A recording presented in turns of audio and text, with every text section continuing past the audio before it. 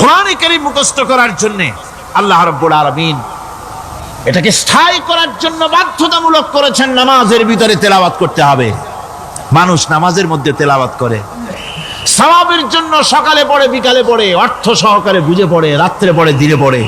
পৃথিবীতে এমন একটা মুহূর্ত নাই যখন কোরআনে কারীম তেলাওয়াত হয় না। জোরে কোন সুবহানাল্লাহ। মানুষ এটাকে তেলাওয়াত করতেছে, মুখস্থ করতেছে। এই কোরআন শরীফের ভিতরে রয়েছে সব কিছু।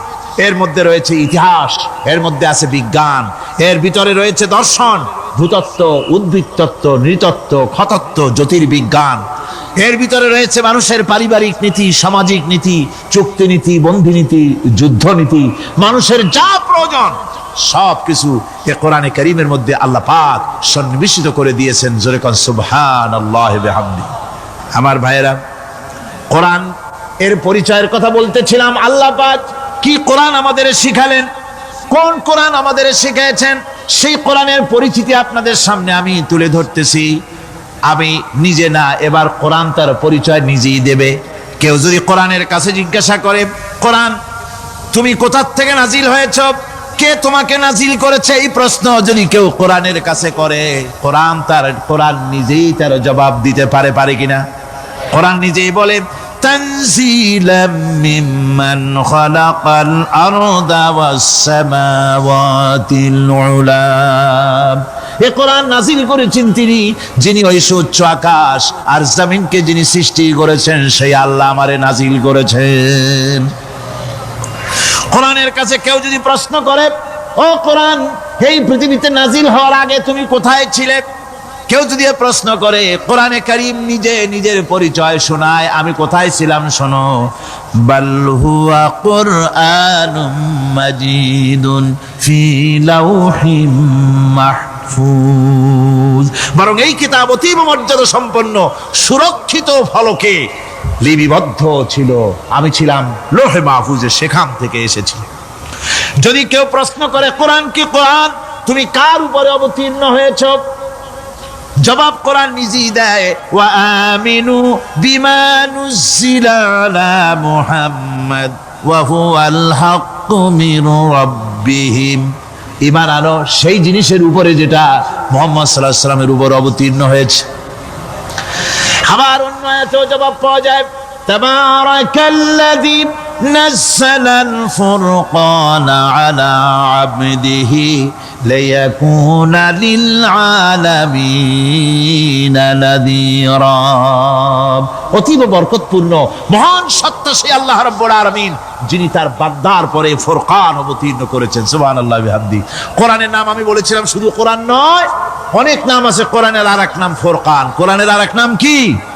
আল ফারকু বাইনাল হাক্কি ওয়াল বাতিল। কোরআন হচ্ছে সেই মহাসত্য যা মিথ্যা এবং সত্যের মধ্যে পার্থক্য সূচিত করে, মঙ্গল এবং অমঙ্গলের মধ্যে পার্থক্য সৃষ্টি করে, যা সত্য এবং মিথ্যার মধ্যে তাফরিকা সৃষ্টি করে, সত্যকে মানুষকে বুঝিয়ে দেয়। তার নাম হচ্ছে ফুরকান। এবার যদি প্রশ্ন করা হয়, ও কোরআন, বুঝলাম তুমি লৌহে মাহফুজে ছিলে, বুঝলাম তুমি নবীজির উপরে নাজিল হয়েছো, এবার বলো তুমি কোন মাসে নাজিল হয়েছো? তুমি তো আসছিলা প্রথম, কোন মাসে নাজিল হয়েছো? এ প্রশ্ন যদি কেউ করে, কোরআন তার জবাবে বলবে, শাহরু রমাদানাল্লাযী উনজিলা ফীহিল কুরআন। রমজানের পবিত্র মাসে আমি অবতীর্ণ হয়েছি। সুবহানাল্লাহ। যদি প্রশ্ন করা হয়, রমজানে তো আসছো, কিন্তু প্রথম নাজিল হয়েছিল কোন সময়? ওটা কি দিন ছিল না রাত ছিল? কোরআন তার জবাবে বলে, ইন্না আনজালনাহু ফি লাইলাতিল কদর। কদরের পবিত্র রাতে আমি এই পৃথিবীতে আমার আগমন ঘটেছিল। যদি প্রশ্ন করা হয়, বুঝলাম সবই, কেন নাজিল হয়েছে তুমি? এই পৃথিবীতে তোমার আসার উদ্দেশ্য কি, মূল কাজটা কি? এই প্রশ্ন যদি করা হয়, কোরআনে কারীম তার জবাবে বলে, শোনো কেন এসেছি। লিতুখরিজান নাসা মিনাজ যুলুমাতি ইলান নূর।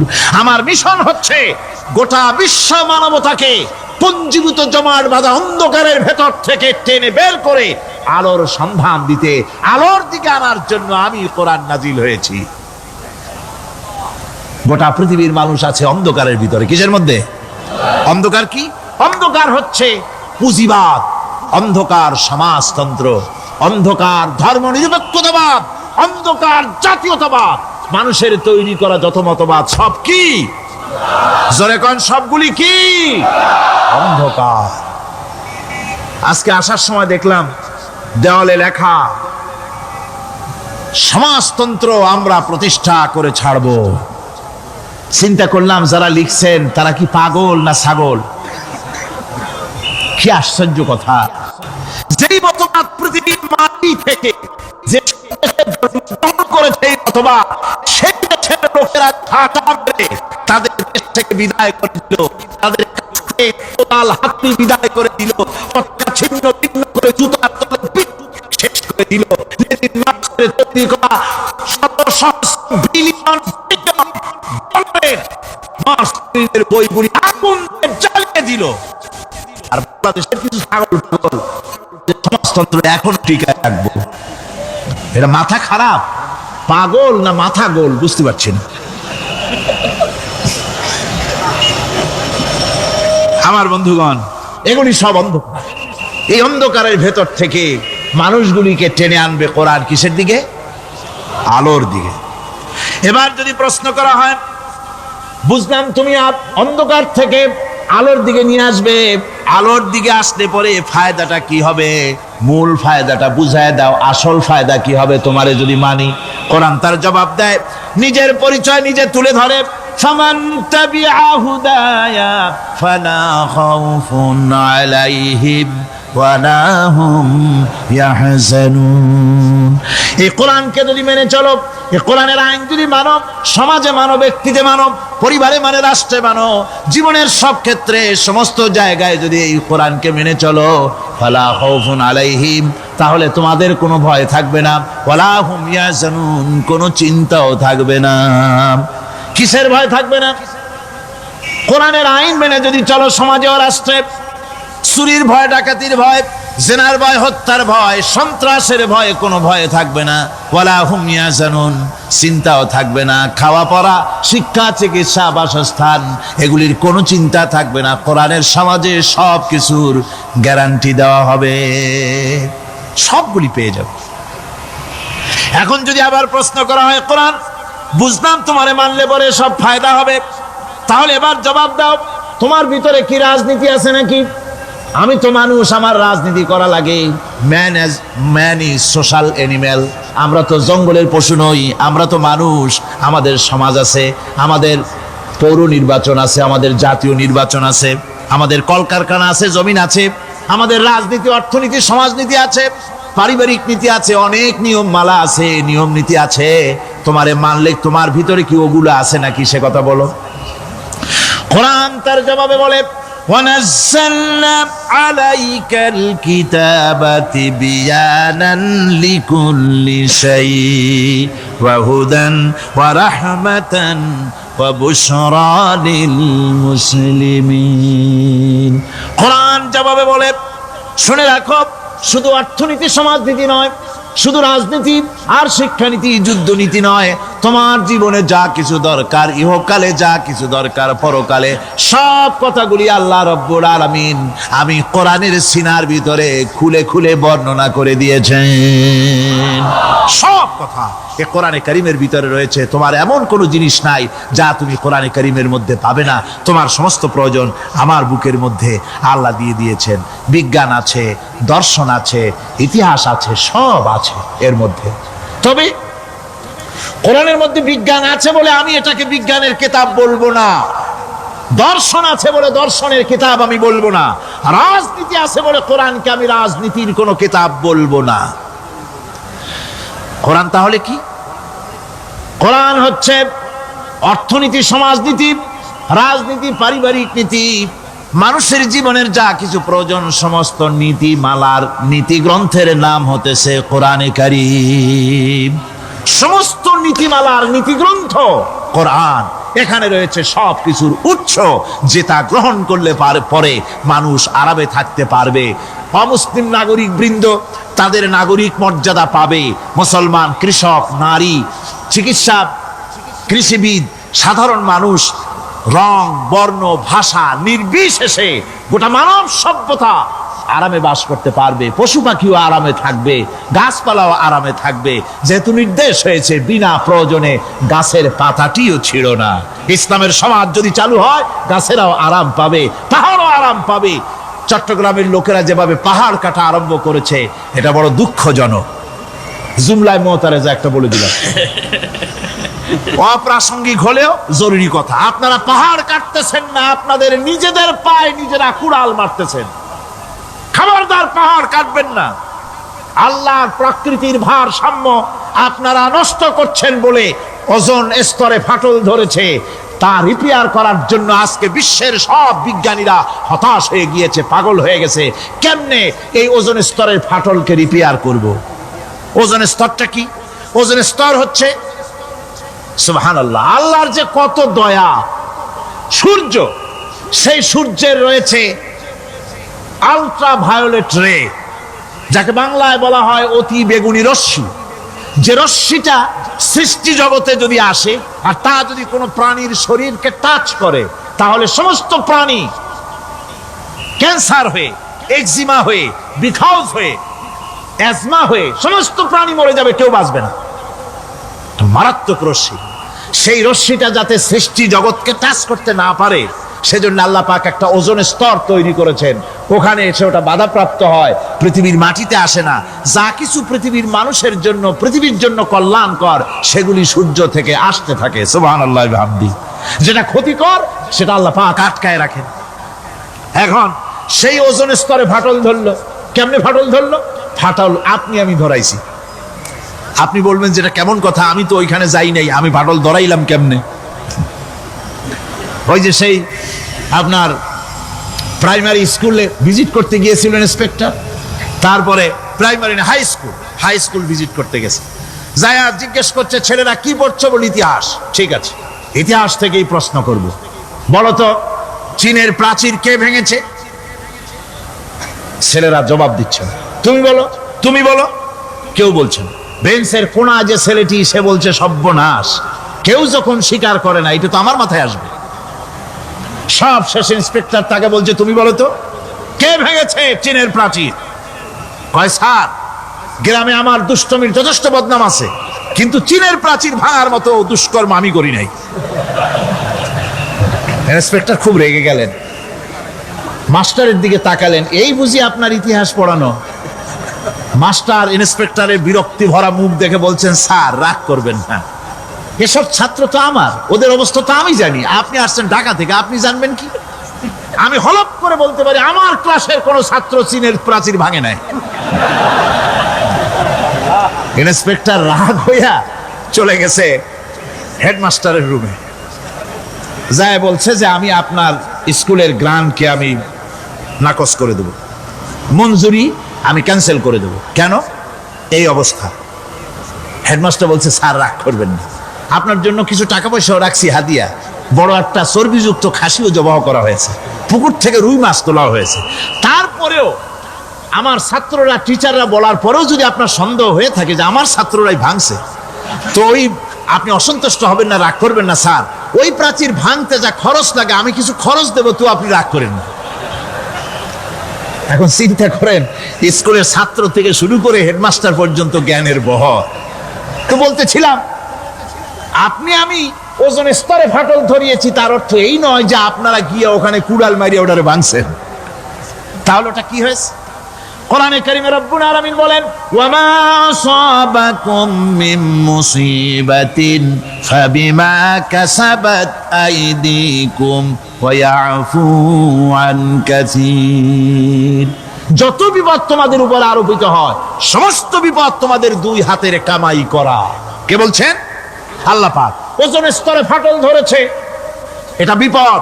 বিশ্বের সমস্ত মানব সভ্যতা, সৃষ্টি জগতের জন্য বিপদ।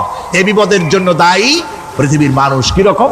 সেটা হচ্ছে গাড়ির পেছন থেকে যে কালো ধোঁয়া বের হয়, কল কারখানার চিমনি থেকে যে কালো ধোঁয়া বের হয়, এই কালো ধোঁয়াগুলি, তারপরে সমস্ত কেমিক্যাল উইপেন, সেগুলি যে টেস্ট করা হয়, তার রিয়াকশন ইত্যাদি, এই কালো ধোঁয়া এবং সমস্ত মারণাস্ত্রগুলি এক্সপেরিমেন্ট করার সমস্ত এই রিয়াকশনগুলি সবগুলি গিয়ে ওই ওজোন স্তরে ফাটল ধরিয়ে দিয়েছে, আস্তে করে পাতলা হয়ে এটা ফেটে গিয়েছে, অতি বেগুনি রশ্মি আসা শুরু করেছে। এটাকে বন্ধ করার জন্য বিজ্ঞানীরা আজ মরিয়া হয়ে গিয়েছে। ইনশাআল্লাহ আল্লাহ পাক তার বিজ্ঞানীদের মানুষের মাথায় বুদ্ধি এনে দিবেন, রিপেয়ারও হয়ে যাবে ইনশাআল্লাহ। সবাই বলেন ইনশাআল্লাহ। তাহলে বললাম কেন এ কথাটা? এই জন্য বললাম যে কোরআনে কারীমের মধ্যে আল্লাহ রাব্বুল আলামিন সব কথা বলে দিয়েছেন, কোনো কথা বাদ রাখেন নাই। পাহাড়গুলি ভেঙে আমরা ক্ষতি করতেছি, গাছগুলি কেটে আমরা ক্ষতি করতেছি, প্রকৃতির ভারসাম্য নষ্ট করে দিচ্ছি, ফলে সমুদ্রের পানি স্ফীত হচ্ছে, ভূমিকম্প বাড়তেছে, ঘূর্ণিঝড় হচ্ছে, টর্নেডো হচ্ছে, পৃথিবী বিধ্বস্ত হয়ে যাচ্ছে, ক্লাইমেটের পরিবর্তন আসছে। আজকে পৌষ মাস, এটা কি মাস? কত তারিখ? দেখেন বাংলা ভাষাকে কত মহব্বত করি। যদি বলি আজকে ডিসেম্বরের কত তারিখ, গড় গড় করে মুখস্থ হয়ে যাবে। বাংলারে খুব ভালোবাসি, মাসটার তারিখ বলতে পারলাম না, দুঃখিত। এই হলো আমাদের ভালোবাসা। আজকে পৌষ মাসের অর্ধেকও শেষ হয়ে যাচ্ছে, অথচ মনে হচ্ছে শীত যেন তার শ্বশুর বাড়ি বেড়াতে গেছে। এই যে অবস্থা, এই অবস্থা শুধু বাংলাদেশে নয়, গোটা পৃথিবীতে ক্লাইমেটের একটা বিরাট পরিবর্তন আসতেছে, একটা বড় রকমের পরিবর্তন আসতেছে। এর কারণ হচ্ছে এই পৃথিবীর মানুষেরা নিজেরাই প্রকৃতির ভারসাম্যকে নষ্ট করে দিয়েছে। এই ভারসাম্য নষ্ট হওয়ার কারণে আবহাওয়ার পরিবর্তন হচ্ছে, সামুদ্রিক জলোচ্ছ্বাস বাড়তেছে, ভূমিকম্প, আগ্নেয়গিরি ইত্যাদি হচ্ছে এবং পৃথিবীর মানুষ বিধ্বস্ত হচ্ছে। বলতেছিলাম এই কোরআনে কারীমের মধ্যে আল্লাহ পাক সব কথা বলে রেখেছেন। যদি জানতাম, বুঝতাম, তাহলে এই অবস্থার সৃষ্টি হতো না। এটা বিজ্ঞানের বই নয়, রাজনীতির বই নয়, সমাজনীতির বই নয়, বরং সমস্ত নীতিমালার উচ্চ, জ্ঞানের উচ্চ হচ্ছে আল কোরআন। জ্ঞানের উচ্চ কি? আরো জোরে বলেন, জ্ঞানের উচ্চ কি? আল কোরআন। পবিত্র কোরআনে এমন এমন ঘটনা আল্লাহ পাক বলেছেন যা ষষ্ঠ শতাব্দীর দুনিয়া এ সম্পর্কে কিছুই জানতো না। অবশ্য কিছু কিছু ঘটনা ইহুদিদের কিতাবে অতিরঞ্জিত আকার এবং বিকৃত অবস্থায় এসেছে, কিন্তু কোরআনে কারীম দুনিয়ার মানুষকে আদম সৃষ্টি, নূহের বন্যা, তারপরে মুসা আলাইহিস সালাম ফেরাউনের ঘটনা, ইব্রাহিম আলাইহিস সালামের নমরুদ, ইমা ক্বাদ সাবাকা ওয়া ক্বাদ আতাইনাকা মিন লাদুন্না যিকরা। আল্লাহ পাক বলেন এভাবে, আমি আপনার কাছে অতীত ঘটনাবলী ওহীর মাধ্যমে নিখুঁতভাবে আপনার সামনে সব বলে দিয়েছি। আমার ভাইয়েরা, এই বিশ্বলোকে ঊর্ধ্ব লোক সম্পর্কে নির্ভুল তথ্য বর্ণনা আল্লাহ পাক করে দিয়েছেন কোরআনের মাধ্যমে। 1665 খ্রিস্টাব্দে স্যার আইজাক নিউটন তিনি আবিষ্কার করলেন মাধ্যাকর্ষণ শক্তিকে। এই মাধ্যাকর্ষণ শক্তি, ল অফ গ্র্যাভিটেশন, এ সম্পর্কে মানুষের এই থেকে কিছু জানলো, কিন্তু আজ থেকে 1400 বছর আগে আল্লাহ রাব্বুল আলামিন তার উম্মি নবী, যিনি কোনো বিজ্ঞানাগারে লেখাপড়া করেন নাই, কোনো সায়েন্স রিসার্চ করেননি, যিনি কোনো কলেজ ইউনিভার্সিটিতে পড়াশোনা করেননি, তার মাধ্যমে জানিয়েছেন মাধ্যাকর্ষণ শক্তির কথা। কোরআন বলছে, ইন্নাল্লাহা ইউমসিকুস সামাওয়াতি ওয়াল আরদা আন তাজুলা। এই পৃথিবী এবং সমস্ত গ্রহ উপগ্রহকে আল্লাহ পাক বলছেন, আমি এমন এক শক্তি দিয়েছি যে শক্তির মাধ্যমে একটা আরেকটাকে আকর্ষণ করে রাখছে। এই পৃথিবীতে মাধ্যাকর্ষণ শক্তি শুধু পৃথিবীর নাই, সূর্যের আছে, মঙ্গলের আছে, নেপচুনের আছে, ইউরেনাসের আছে, বৃহস্পতির আছে। প্রত্যেকটি গ্রহের আলাদা আলাদা মাধ্যাকর্ষণ শক্তি আছে, আর এই শক্তির বলে একটা আরেকটাকে টেনে ধরছে, যাতে করে বিচ্ছিন্ন হয়ে না যায়, যাতে করে ধ্বংসপ্রাপ্ত না হয়। এগুলি আল্লাহ পাক এই তথ্যগুলি কোরআনে কারীমের মধ্যে বলেছেন। ফলে মরিস বুকাইলির মতো লোক, যিনি ফরাসি দার্শনিক, তিনি বলেছেন দুনিয়ার সমস্ত বিজ্ঞানীদের থিওরি হচ্ছে এই যে বিজ্ঞানের কোনো থিওরি ফাইনাল নয়। আজ একটা হচ্ছে, কাল সেটাকে পরিবর্তন করে নতুন আরেক থিওরি আসতেছে। কিন্তু কোরআনে কারীমের মধ্যে আমি, কে বলতেছেন এ কথা? না না না, মরিস বুকাইলি বলছেন, কোরআন শরীফের ভিতরে আমি যে বিজ্ঞানের তথ্য পেয়েছি, থিওরি পেয়েছি, তার কোনো পরিবর্তন আজও হয় নাই, ভবিষ্যতেও হওয়ার কোনো সম্ভাবনা নাই। মরিস বুকাইলি মনে করেছিলেন বেদ আর বাইবেলে যেমন ভুল আছে, কোরআন শরীফে ওই রকম ভুল আছে, নাউজুবিল্লাহ। সেই জন্য তিনি আরবি শিখলেন কোরআন বোঝার জন্য, ভুল ধরার জন্য। কোরআন শিখলেন কি জন্যে? ভুল ধরার জন্য।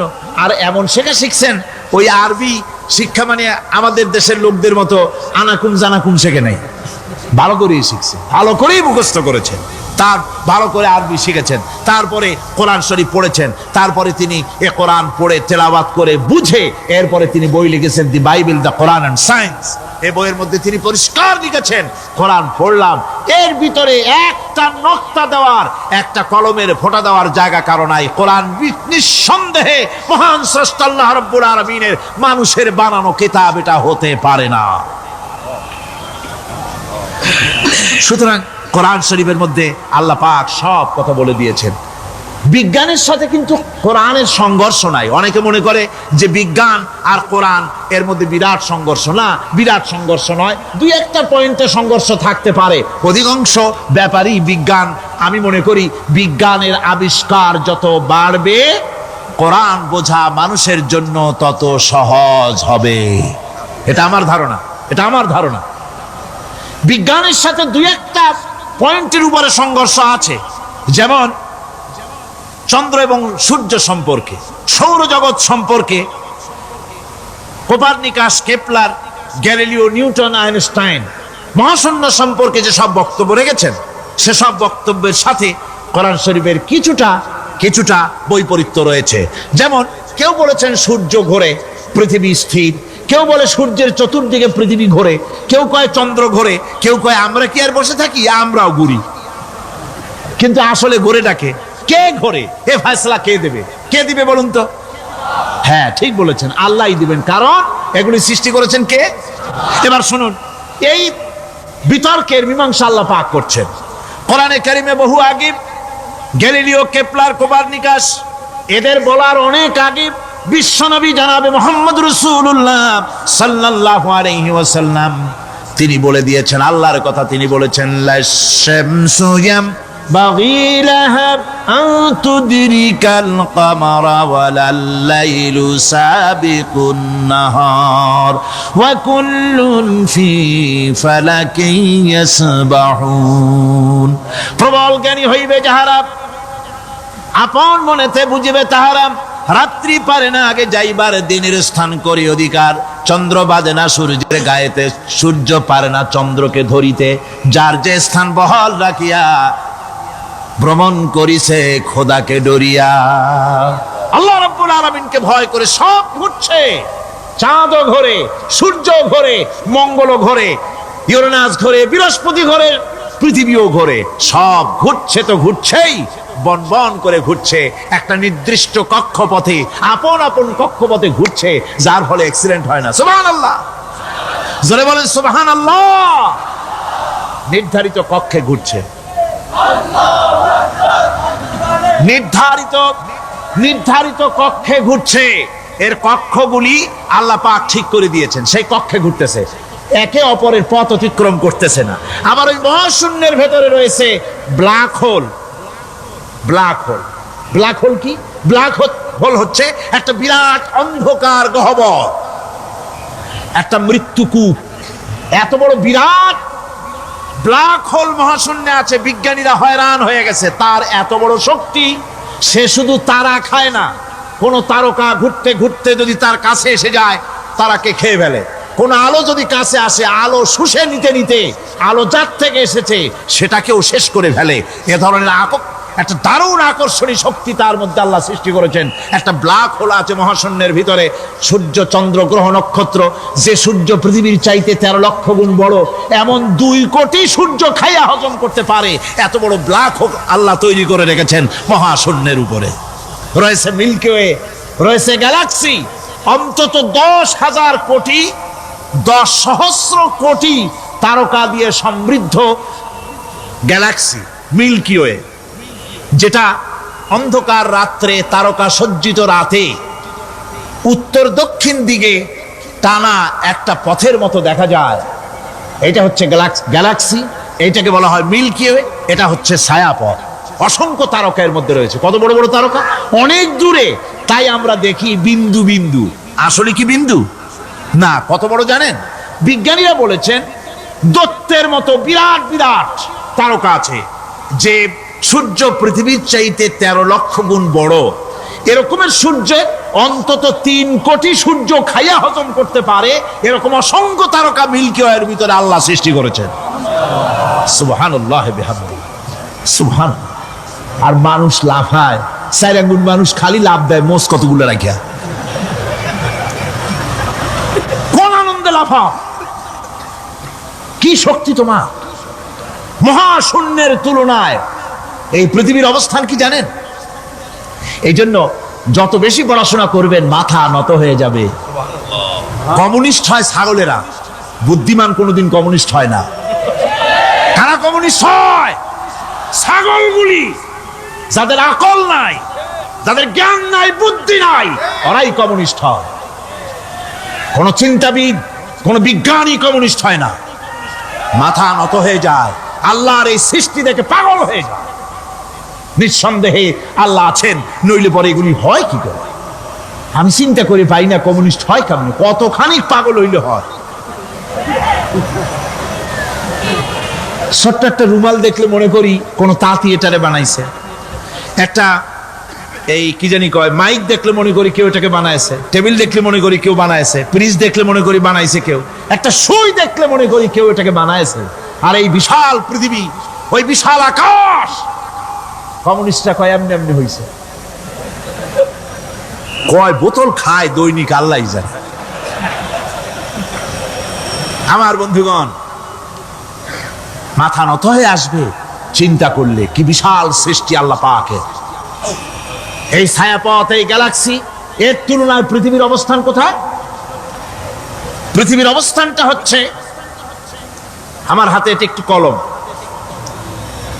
এই কলমটা কাগজের উপরে আমি যদি এই নিপটা রাখি, কাগজের ভিতরে নিপে যতটুকুন জায়গা টাচ করবে, মহাশূন্য গ্যালাক্সি মিল্কি ওয়ে, আল্লাহর ওই মহাশূন্যের তুলনায় পৃথিবীর অবস্থান একটা কলমের নিপে যতটুকুন জায়গা নেয় এর থেকে বেশি নয়। এই যদি হয় পৃথিবী, তাহলে সেই পৃথিবীর মানুষ আপনি কতটুকুন? সলিমুদ্দি বসিরুদ্দি খালি লাফা। আমার বন্ধুগণ, লাভ কি? লাভের চোটে বলে হ্যান করেঙ্গে ত্যান করেঙ্গে, লাঠি কে আন্দার মুগুর ভরেঙ্গে। কয়দিন পর শোনা যায় শীত হয়ে পড়ছে, কিছু নাই। সুতরাং আল্লাহ পাকের অসীম সৃষ্টি জগৎ, এর সঙ্গে বিজ্ঞানের সংঘর্ষ কম, দুই একটা পয়েন্টে আছে। বাকি সবগুলিতে বিজ্ঞানের আবিষ্কার যত বাড়তেছে, আল্লাহরে চেনা, সৃষ্টি জগৎকে জানা মানুষের জন্য তত সহজ হচ্ছে। এই কথাগুলি আমি সামনের দিকে আরো বলবো ইনশাআল্লাহ। সবাই বলেন ইনশাআল্লাহ, যাতে আমাদের বুঝে আসে। আর রহমান আল্লামাল কোরআন, কোরআন শিখিয়েছেন আমাদেরকে। রহমান এমন নিয়ামত দিয়েছেন যার মধ্যে সব আছে। মানুষ সৃষ্টির ব্যাপারে, মানব সৃষ্টির ব্যাপারে নির্ভুল তথ্য যদি পেতে হয়, তাহলে কার কাছে যাব? জোরে কোন? আল্লাহর কাছে যেতে হবে। আর আল্লাহর কাছে না যাইয়া মানব সৃষ্টির রহস্য যদি জানতে যাই ডারউইনের কাছে, তাহলে আপনার মামু হবে সুন্দরবনের বান্দরেরা। ঠিক কিনা? বান্দরেরা হবে মামু, শিম্পাজি ওরাং ওটাং হবে আপনার নানার দাদা। তার কারণ ডারউইন সাহেব বলেছেন মানুষ এর পূর্বপুরুষ হলো বাঁদর, শিম্পাজি, ওরাং ওটাং, এটা হলো তার থিওরি অফ ইভলিউশন। বিবর্তনবাদের এই বিবর্তনবাদের থিওরি পেশ করতে গিয়ে তিনি বলেছেন মানুষ হলো বান্দরের জাত। আরে বেটা, তুই বান্দরের জাত। নিজের লেজ কাটিয়া সকলের লেজ কাটা আরম্ভ করতে যাচ্ছে। কি পাগলের পাগল, মানুষ হয়েছে বান্দরের জাত। আশ্চর্য কথা। কেমনে কইলে? তো বললো যে শিম্পাজি দেখছে, তো সে শিম্পাজি দেখে তার মনে হয়েছে যে মানুষ ওইরকমই তো দেখা যায়, তো মানুষ বুঝি বান্দর থেকেই আসছে। আমি বলি পৃথিবীতে এমন পাগল আমি কোনোদিন দেখিও নাই, শুনিও নাই যে কোনো পাগল পাবদা মাছ দেখে বলেছে যে এটা হচ্ছে বোয়াল মাছের পূর্বপুরুষ। টাকি মাছ দেখে কোনো ছাগলেও বলেছে আজ পর্যন্ত যেটা হলো শোল মাছের পূর্বপুরুষ। পুঁটি খাইতে খাইতে আস্তে আস্তে বিরাট শোলে পরিণত হয়ে গেছে, কোনো পাগলেও বলেনি। আচ্ছা, মেনে নিলাম ডারউইন সাহেবের থিওরি, মেনে নিলাম 1 সেকেন্ডের জন্য যে বান্দর থেকেই মানুষ হয়েছে। এখনো তো বানর প্রজাতি আছে না? শেষ হয়ে গেছে? আছে কিনা? তাহলে সুন্দরবনে যান, যে দেখুন কোন বাঁদর কি এ পর্যন্ত দেখা গেছে যে কোমর পর্যন্ত মাংসের মতো হয়ে গেছে? আর একটু দুধ আর পনির আর একটু এই শুটকি মাছ, লোট্টা ফিশ খাওয়াইলে আর কদিনের মধ্যে এই বান্দরটা মানুষ হয়ে যাবে। হয়েছে এরকম? বাঁদরের 12 আনা মানুষ হয়ে গেছে, 14 আনা মানুষ হয়ে গেছে, আর অল্প একটু বাকি। এরকম দেখা গেছে কোথাও? দেখা যায়নি। এগুলি পাগলামি কথা, পাগলামি কথা। মানুষ বানর থেকে আসেনি, মানুষ ওরাং থেকে আসেনি, মানুষ সিম্পাজি থেকে আসেনি। মানুষ এসছে কোত্থেকে? এটা জানতে হলে এই নির্মূল তথ্য জানার জন্য আসতে হবে কোরআনের কাছে। কার কাছে? আল্লাহ রাব্বুল আলামিন তার হাবিবের মুখ থেকে মানব সৃষ্টি রহস্য তিনি উদ্ঘাটন করে দিয়েছেন। তিনি বলেছেন, দুনিয়াবাসীকে শুনিয়েছেন, ফালয়ানজুরিল ইনসানু মিম্মা খুলিক খুলিকা মিম্মা ইন দাফিকিন ইয়াখরুজু মিন বাইনিস সুলবি ওয়াত তারাইব। আল্লাহ পাক বলেন, মানুষ কি তার সৃষ্টি রহস্য দেখে না? কেমনে তাকে আমি সৃষ্টি করেছি? মায়ের বক্ষ পিঞ্জর থেকে, বাপের পৃষ্ঠ থেকে সবেগে নির্গত এক ফোঁটা নাপাক পানি দিয়ে আমি আল্লাহ মানুষকে সৃষ্টি করেছি। বান্দর থেকে নয়, ওরাংউটাং থেকে নয়, সিম্পাজি থেকে নয়, মানুষের অরিজিন মানুষ। আদম থেকে তোমরা জন্মগ্রহণ করেছো, আদম এসেছে মাটি থেকে, তোমরা এসেছো আদম থেকে। সুবহানাল্লাহি ওয়া বিহামদি। এটাই হলো মানব সৃষ্টি রহস্যের কথা আল্লাহ পাক বলে দিয়েছেন। অন্যত্র আল্লাহ বলেন, ইন্না খালাকনাকুম মিন তুরাবিন সুম্মা মিন নুতফাতিন সুম্মা মিন আলাকাতিন সুম্মা মিন মুদগাহ। নিষ্প্রাণ মাটি থেকে তোমার উৎপত্তি হয়েছে, আর এই নিষ্প্রাণ মাটি দিয়ে তোমাকে তৈরি করা হয়েছে। এগুলি মাতৃগর্ভের ভিতরে গিয়া নাপাক পানি ফোঁটা জমাট রক্ত হয়েছে, গোশত হয়েছে, তারপরে মানুষের আকৃতি দিয়েছি, আর এরপরে বাচ্চার আকারে মায়ের পেট থেকে আমি আল্লাহ মানুষ করে তোমাকে বের করেছি। সুতরাং মানব সৃষ্টি রহস্যের কথা বিজ্ঞানের সাথে যেটা সাংঘর্ষিক হবে কোরআনের সাথে, আমরা সেটা মানতে পারি না। আমাদেরকে মানতে হবে মূল জ্ঞানের কিতাবটা। মূল জ্ঞানের কিতাব কোনটা? জোরে কম তো, কোনটা? কোরআন। এখানে সব কথা আল্লামাল কোরআন। কোরআন শিখিয়ে মানুষকে আল্লাহ পাক সবচাইতে বড় দয়া করেছেন, এর থেকে বড় দয়ার হয় না। কোরআন শিখিয়েছেন আমাদের, যার মধ্যে সমস্ত তথ্যের কথা আল্লাহ পাক বলেছেন। The universe and doctor Einstein বইয়ের ভিতরে লেখা হয়েছে যে একদিন এমন হবে যখন ধীরে ধীরে সূর্য তার আলো হারিয়ে ফেলবে, চন্দ্র নিষ্প্রভ হয়ে যাবে, আর পৃথিবী আস্তে আস্তে তার গতি হারিয়ে ফেলবে।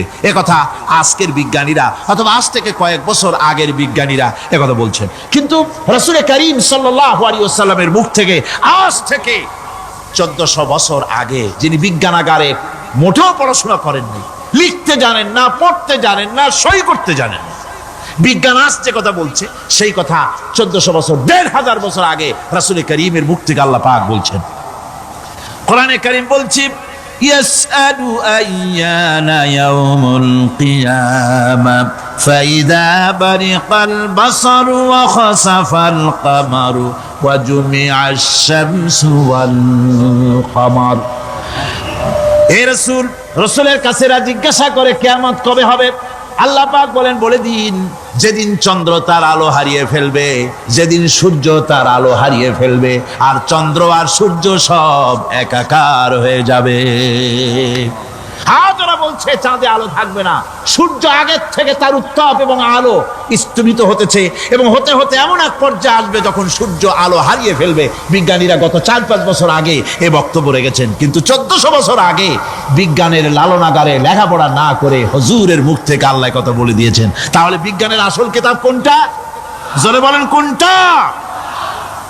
আল্লাহ পাক আরো বলেন, ইজাশ শামসু কুবিরাত ওয়া ইযান নুজুমুন কাদারাত ওয়া ইযাল জিবালু সুজ্জিরাত। তারকাগুলি, সূর্যের আলো থাকবে না, নক্ষত্রগুলো স্থানচ্যুত হয়ে যাবে, কক্ষচ্যুত হয়ে যাবে, পাহাড়গুলিকে পরিচালিত করে দেওয়া হবে, কিছুই থাকবে না, সব শেষ হয়ে যাবে। বিজ্ঞানীরা আজ বলতেছে যে সব শেষ হয়ে যাবে, কিছুই থাকবে না, সব শেষ হবে। বিজ্ঞানীরা বলতেছেন, কোরআন অনেক আগে বলেছে, কুল্লু মান আলাইহা ফান ওয়া ইয়াবকা ওয়াজহু রাব্বিকা যুল জালালি ওয়াল ইকরাম। সব শেষ হয়ে যাবে, বিশ্বে যা কিছু আছে সব লয় হবে, ক্ষয় হবে, ধ্বংস হবে, কিচ্ছু থাকবে না, থাকবেন শুধু আল্লাহ সুবহানাহু ওয়া তাআলা। সুবহানাল্লাহ ওয়া বিহামদি। কোরআনে কারীম এ কথা বহু আগে আমাদেরকে জানিয়ে দিয়েছে। সুতরাং আসল জ্ঞানের কিতাবটাই হচ্ছে কোরআনে কারীম। এই কোরআনের কাছে আমরা যত যেতে পারবো, যত কোরআন বুঝতে পারবো, ততই আমাদের জন্য আমরা সমৃদ্ধ হতে পারবো, আমাদের উপর আল্লাহর রহমত আসবে, আমরা সমাজ চালাতে পারবো, আমরা দেশ চালাতে পারবো, আমরা দুনিয়ায় শান্তি পাবো, আমরা আখিরাতেও মুক্তি লাভ করতে পারবো। কোরআনে কারীম সমস্ত বিজ্ঞানের উৎস, দর্শনের উৎস। এইটা না জানলে কিছুই জানা হয় না, এইটা জানা হলে সব জানা হয়। পণ্ডিত আপনার ডক্টর শহীদুল্লাহ, আল্লাহ জান্নাত নসিব করুন, সবাই বলুন আমিন। তিনি বলতেন, বড় বড় সেমিনারে গিয়ে বলতেন তিনি, যে আপনারা যারা বক্তব্য রাখতে এসেছেন, জনগণকে বলছি না, যারা বক্তব্য রাখতে এসেছেন, MA পাস করেছেন, ডিগ্রি করেছেন, PhD করেছেন, এভারসিএস করেছেন, বহু কিছু ডিগ্রি আপনারা লাভ করেছেন, নামের আগে 6 হাত লম্বা ডিগ্রি আপনারা লাগাইছেন, আপনারা পণ্ডিত ঠিকই, কিন্তু এই কোরআন শরীফের জ্ঞান যদি আপনাদের না থাকে, আপনারা পণ্ডিত, তবে আপনারা মূর্খ পণ্ডিত। কি পণ্ডিত? কি পণ্ডিত? মূর্খ পণ্ডিত। ওরা বলে যে মৌলবীরা জানে কি, মৌলবীরা জানে কি?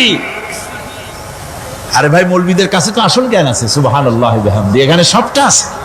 আপনারা এখানে আসেন, এটা বিশ্বাস করলে আপনি সবটা পেয়ে যাবেন। কোরআন বিশ্বাস করতে পারলে, কোরআন জানতে পারলে আপনি সব জানবেন। কোরআনে কারীমের মধ্যে আল্লাহ পাক কত কথা বলেছেন।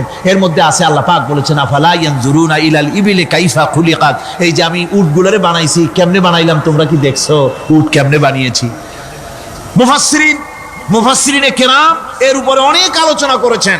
তারা বলেছেন যে উট মরুভূমির জাহাজ, তারপরে উটের পিঠে একটা চুট আছে, কোন কোন উটের পিঠে 2টা চুট আছে, মাঝখানে বসে একটারে হেলান দিয়ে আর একটা ধরে বসা যায়। আমি দেখছি 2টা চুটওয়ালা উট, আফ্রিকান উট আমি দেখেছি, যে চুট সুবহানাল্লাহ, দেখলে অবাক হয়ে যেতে হয় যে আল্লাহর কি কুদরত।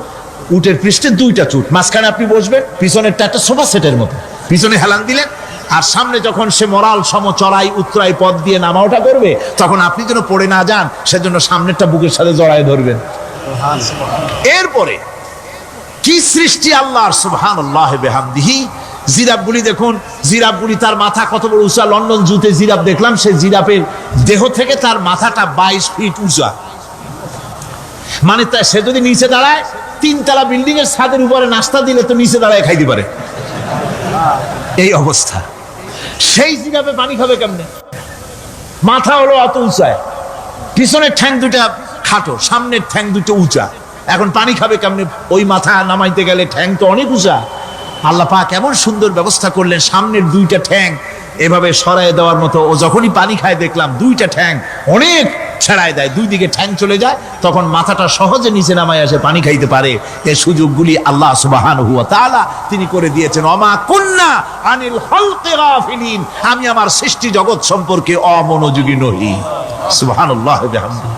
ভল্লুকগুলি কি বিরাট বিরাট একটা ভল্লুক, শ্বেত ভল্লুক দেখেছি, কৃষ্ণ ভল্লুক দেখেছি, হাঁটতেছে মনে হয় যেন পায়ের তলায় হাফসুল করা, ঠিক জুতা পায়ের তলাটা যেমন দেখা যায় ওই রকমের তলাটা, গায়ে একেবারে পশম। লোক ওই বরফের দেশে থাকতো, সে শীত কষ্ট না পায়, সেই জন্য আল্লাহ একটা কম্বল ওর গায়ে জড়ায় দিয়েছে, অটোমেটিক কম্বল। সুবহানাল্লাহ ওয়া বিহামদিহি। তো উট, আল্লাহ বলছেন উট কেমনে বানাইছি দেখছো? আফালা ইয়ানজুরুনা ইলাল ইবিলি কাইফা খুলিকাত। উট বানালাম কেমনে দেখেছিস? মানুষ অবাক হলো, আল্লাহ এত কথা থুইয়া উটের কথা বলছেন, কারণ নানান রকম মানুষ বলল। শেষ পর্যন্ত প্রাণীতত্ত্ববিদরা তারা আবিষ্কার করলেন মূল কারণটি। অনেক কারণ আছে আল্লাহ পাকে কথা বলার। উট তো মরুভূমির জাহাজ, তারপরে উট মানুষের অনেক উপকারে আসে, এ কথা বলা হয়েছে। প্রাণীতত্ত্ববিদরা খুঁজে খুঁজে তারা দেখতে পেয়েছে যে উটকে জবাহ করে দেখা গেছে, উট সমস্ত প্রাণী বাতাস থেকে অক্সিজেন যতটা গ্রহণ করে ততটা ছেড়ে যায়, যতটা গ্রহণ করে ততটা ছেড়ে যায়। একমাত্র প্রাণী উট যে যতটা অক্সিজেন গ্রহণ করে বাতাস থেকে সবটা ছাড়ে না, 2/3 ছেড়ে দেয়, 1/3 তার লাংসের পাশে রাখার জন্য আল্লাহ পাক একটা চেম্বার তৈরি করেছেন। ওই চেম্বারের ভিতরে 1/3 অক্সিজেন থেকে যায়, কারণ পানিও রেখে, তার পানি রাখার জন্য রিজার্ভ ট্যাঙ্কি আছে, একটা ভেতরে একটা রিজার্ভ ট্যাঙ্কি আছে, অক্সিজেন রাখার একটা চেম্বার আছে। এগুলি কেন? এই জন্য যে মরুভূমির ভিতরে সাইমুম শিল্পী গোষ্ঠী না, কিন্তু ঝোড়ো হাওয়া, মরুভূমির ভিতরে ঝোড়ো হাওয়া, এই ঝোড়ো হাওয়া যখন আরম্ভ হয়ে যায় তখন মানুষ বাঁচতে পারে না, মানুষ টের পাইয়া সব বাড়িতে চলে যায়। মরুভূমিতে চড়ে বেড়ায় উট, সে যাবে কোথায়? ওর তো যাওয়ার জায়গা নাই। 7 দিন 8 দিন 1 সপ্তাহ 2 সপ্তাহ পর্যন্ত এই মরুভূমিতে ঝড় চলতে থাকে, বালুর ঝড়, কিচ্ছু দেখা যায় না। ওখানে দেখছিলেন বালুর পাহাড়, কালকে আজকে দেখবেন বালুর পাহাড় এখানে চলে আসছে। এইভাবে পাহাড় তৈরি হয়ে যায়, বালি উড়ায় নিয়ে যায় বাতাসে। এই বাতাসের ভিতরে বালু উঠতে থাকে সমানে, মানুষ প্রাণী কিছুই সেখানে শ্বাস করতে পারে না, বাঁচতে পারে না। উটের মতো প্রাণী যে মরুভূমিতে থাকে ও বাঁচবে কি করে? আল্লাহ সুবহানাহু ওয়া তাআলা ওর লাংসের পাশে অক্সিজেন রাখার চেম্বার করে পানির ট্যাঙ্কি তৈরি করে দিয়ে রেখে এমন কায়দা করেছেন, ও যখনই টের পায় যে ঝড় শুরু হবে, সাথে সাথে ঠ্যাং দিয়া মুখ দিয়া গর্ত করে বালুর ভিতরে মাথা ঢুকাইয়া 1 সপ্তাহ 2 সপ্তাহ থাকতে পারবে মাটির তলে, অক্সিজেনের অভাব হবে না। আফালা ইয়ানজুরুনা ইলাল ইবিলি কাইফা খুলিকাত, দেখো নাকি কিভাবে সৃষ্টি করেছি আমি এই সুন্দর উটকে, একবার দেখো, আর শুকরিয়া তোমার মাথা নত হবে। যত বড় কমিউনিস্ট হও, আল্লাহর জন্য সেজদা দিতে বাধ্য হবে যদি তোমার ঈমান এতটুকুনো থাকে। আমার ভাইরা, আল্লাহ রাব্বুল আলামিন অসংখ্য প্রাণী সৃষ্টি করেছেন এবং সবগুলির প্রয়োজন তিনি মিটিয়েছেন। সুবহানাল্লাহ পড়েন। দেখুন সমুদ্রের ভিতরে তিমি চলতেছে, বিশাল তিমি। অনেকে দেখেন নাই, কেউ কেউ দেখেছেন, আমি দেখেছি তিমি মাছ, বিশাল তিমি। এই তিমি মাছ শত শত টন ওজন, একটা তিমি 150 টন 250 টন 500 টন 1000 টন, বিরাট বিরাট ওজনের তিমি মাছ। এই তিমি মাছ পানির নিচে থাকে, আবার পানির উপরেও আসে। উপরে আসবে কেমনে, নিচে যাবে কেমনে এত ওজন নিয়ে? আল্লাহ সুবহানাহু ওয়া তাআলা তার পেটের ভিতরে লক্ষ লক্ষ গ্যালন পানি ধরে, হাজার হাজার গ্যালন পানি ধরে এরকম একটা রিজার্ভ ট্যাঙ্ক তৈরি করেছে। ও যখন ডুবতে চায় তখন পিঠের উপর থেকে ডালাটা উন্মুক্ত করে দেয়, গলগল করে সমুদ্রের পানি পেটের মধ্যে ঢুকতে থাকে। পানিতে ভরে গেল, শরীরের ওয়েট দারুণ ভাবে ওয়েট ক্যারি করলো, তখন সে আস্তে করে সমুদ্রের তলায় ডুবে গেল। আবার যখন সে শ্বাস প্রশ্বাসের জন্য, অক্সিজেনের জন্য সমুদ্রের উপরে উঠতে চায়, তখন ডালাটা খুলে দিয়ে পাম্প দেয় নিজের শরীরে। পাম্প দিলে পরে তার ভিতর থেকে রক্ষিত পানির ফোর্স এত উঁচা হয়, অন্তত 10 মাইল দূর থেকে সেই পানির ফোয়ারা দেখা যায়। তিমি মাছের এই অবস্থা দেখে মানুষ তৈরি করেছে সাবমেরিন। আমি সাবমেরিনেও চড়েছি, দেখেছি দ্বিতীয় বিশ্বযুদ্ধে যে সাবমেরিন ব্যবহার করা হয়েছিল, পোর্টসমাউথে সেই সাবমেরিন আমাকে দেখানো হয়েছে, আমি দেখেছি। তাতেও ঠিক একই কায়দায় পানি ভরে পানির তলায় যায়, আবার ওঠার সময় পানি ছেড়ে উপরে চলে আসে। তিমি মাছ থেকেই মানুষ এটাকে গ্রহণ করেছে। মানুষের শিক্ষার জন্য অগণিত প্রাণী আল্লাহ সৃষ্টি করেছেন বিজ্ঞানের সাথে, তাই কোরআনের সংঘর্ষ নাই। বিজ্ঞান মানুষকে যত বেশি আবিষ্কার করবে, বিজ্ঞান কোরআন বোঝা মানুষের জন্য তত সহজ হবে। আর আপনারা যত জ্ঞানী হবেন, কোরআন যত পড়বেন, মাথা তত নত হবে। তুলা গাছের ফল যত পাকে তত গাছ কি হয়, ডালগুলো কি হয়, উপরে উঠে যায়। বোঝেন না কেন? তুলা গাছ নাই আপনাদের দেশে? তুলারে কি কয় চট্টগ্রামে? তুলা গাছরে কি কয়? তুলা গাছ। তুলা গাছের ফল যত পাকে তত গাছের ডাল কি হয়, যখন কাঁচা থাকে তখন নিচে থাকে, ডাল ঝুঁকে পড়ে, আর পাকলে পরে উপরে উঠে যায়। আর আম গাছের ফল যত পাকে তত ডাল কোথায় যায়? নিচে যায়। যারা মানুষের তৈরি করা এই সমস্ত জ্ঞানে যারা সমৃদ্ধ হয়, তারা ওই তুলা গাছের মতো আস্তে করে যতই জ্ঞানে বৃদ্ধ হয় ততই ডাল উপরের দিকে যায়, জ্ঞান তত হালকা হয়। আর কোরআন আমের মতো, কাঁঠালের মতো, মানুষের উপকারী এমন এক ফলের মতো, যত পাকে যত পড়ে, জ্ঞান যত সমৃদ্ধ হয় ততই আল্লাহর সামনে মাথা নত হয়ে যায়। মানুষের কাছে জ্ঞান খুবই সংক্ষিপ্ত জ্ঞান। মানুষের কাছে অমা উতিতুম মিনাল ইলমি ইল্লা কালিলা, খুব সামান্যতম জ্ঞানই তোমাদেরকে দেওয়া হয়েছে, বেশি জ্ঞান আমাদের কাছে নাই। সবচাইতে বড় জ্ঞানের উৎস আল্লাহ সুবহানাহু ওয়া তাআলা। জ্ঞানের উৎস হচ্ছে কোরআনে হাকিম। সেই কোরআন থেকে আল্লাহ পাক দয়া করে আমাদেরকে কোরআন শিখিয়েছেন। জোরে কোন সুবহানাল্লাহি বিহামদিহি। এই কোরআনের সব কথা আল্লাহ আর রহমান আল্লামাল কোরআন, আল্লাহর সবচাইতে বড় দয়া আমাদেরকে কোরআন শিখিয়েছেন। জোরে কোন সুবহানাল্লাহ। সেই কোরআনের মর্যাদা, সেই কোরআনের শিক্ষা, সেই কোরআন দিয়ে আমাদের কি ফায়দা ইত্যাদি কথা আমি ধীরে ধীরে আপনাদের সামনে আলোচনা করব ইনশাআল্লাহ। তো আমি বুঝাইতে পারবো না কি মজাটা লাগে। সারাদিন রোজা রাখার পর সমস্ত লক্ষ লক্ষ মুসল্লিরা বসে আছে মক্কা শরীফে, কাবা শরীফ সামনে, এখানে বসে আছে। রোজাদারের সামনে আছে জমজমের পানি আর মদিনা মুনাওয়ারার খুরমা। আল্লাহর ঘর সামনে, জান্নাতের থেকে আর কাকে বলে সুবহানাল্লাহ। আর মসজিদে নববীর ভিতরে মদিনার আকর্ষণ কাশাস আলাদা।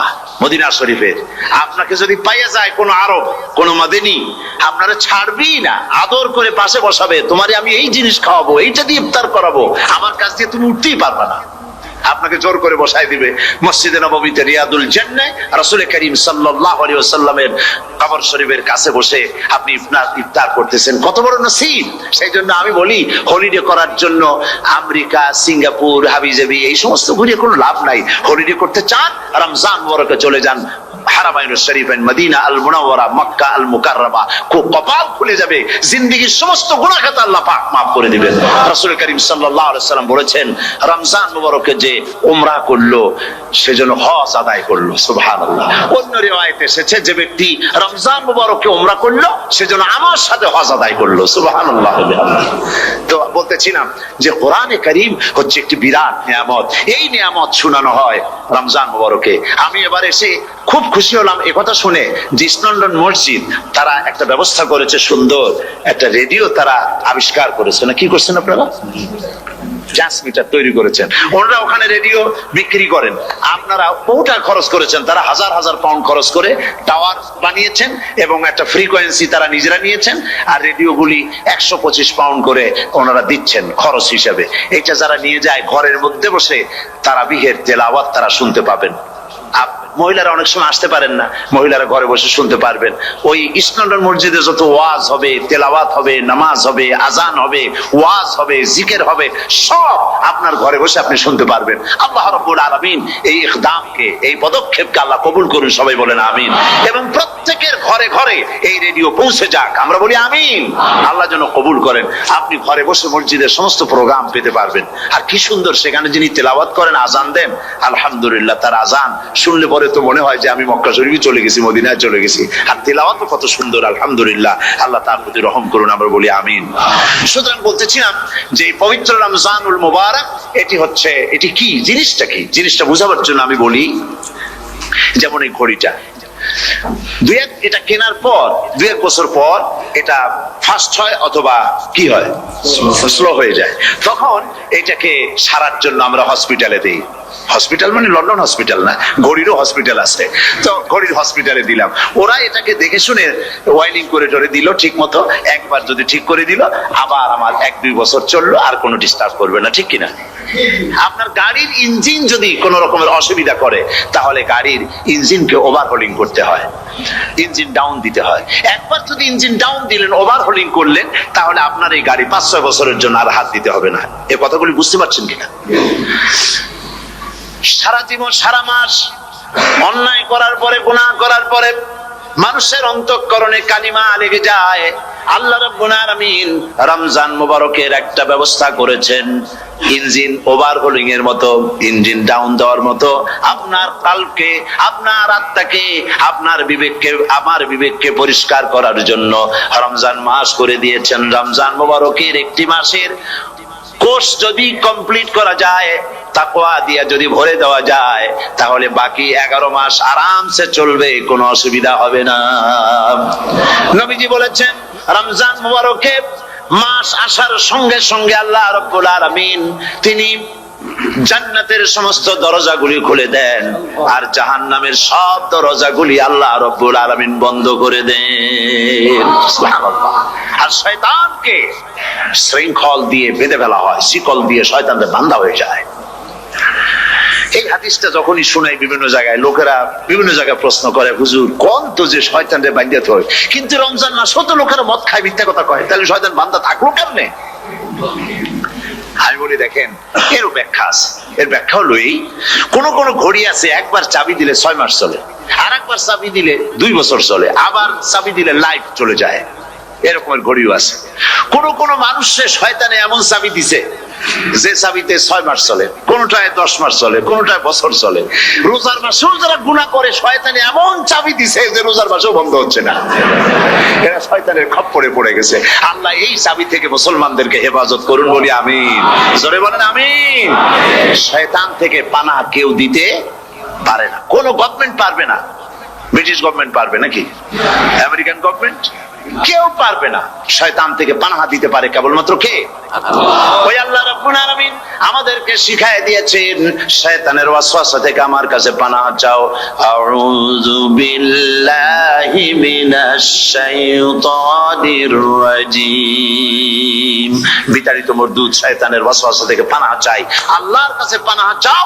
আল্লাহ পাক বলেন আমি পানাহ দিতে পারি শয়তানের ওয়াসওয়াসা থেকে। শয়তান থেকে আশ্রয় একমাত্র সিকিউর নিরাপত্তা পেয়েছেন আল্লাহর পয়গম্বরেরা। সুবহানাল্লাহ। আম্বিয়া আলাইহিমুস সালাম তারা আল্লাহ কর্তৃক নিয়ন্ত্রিত।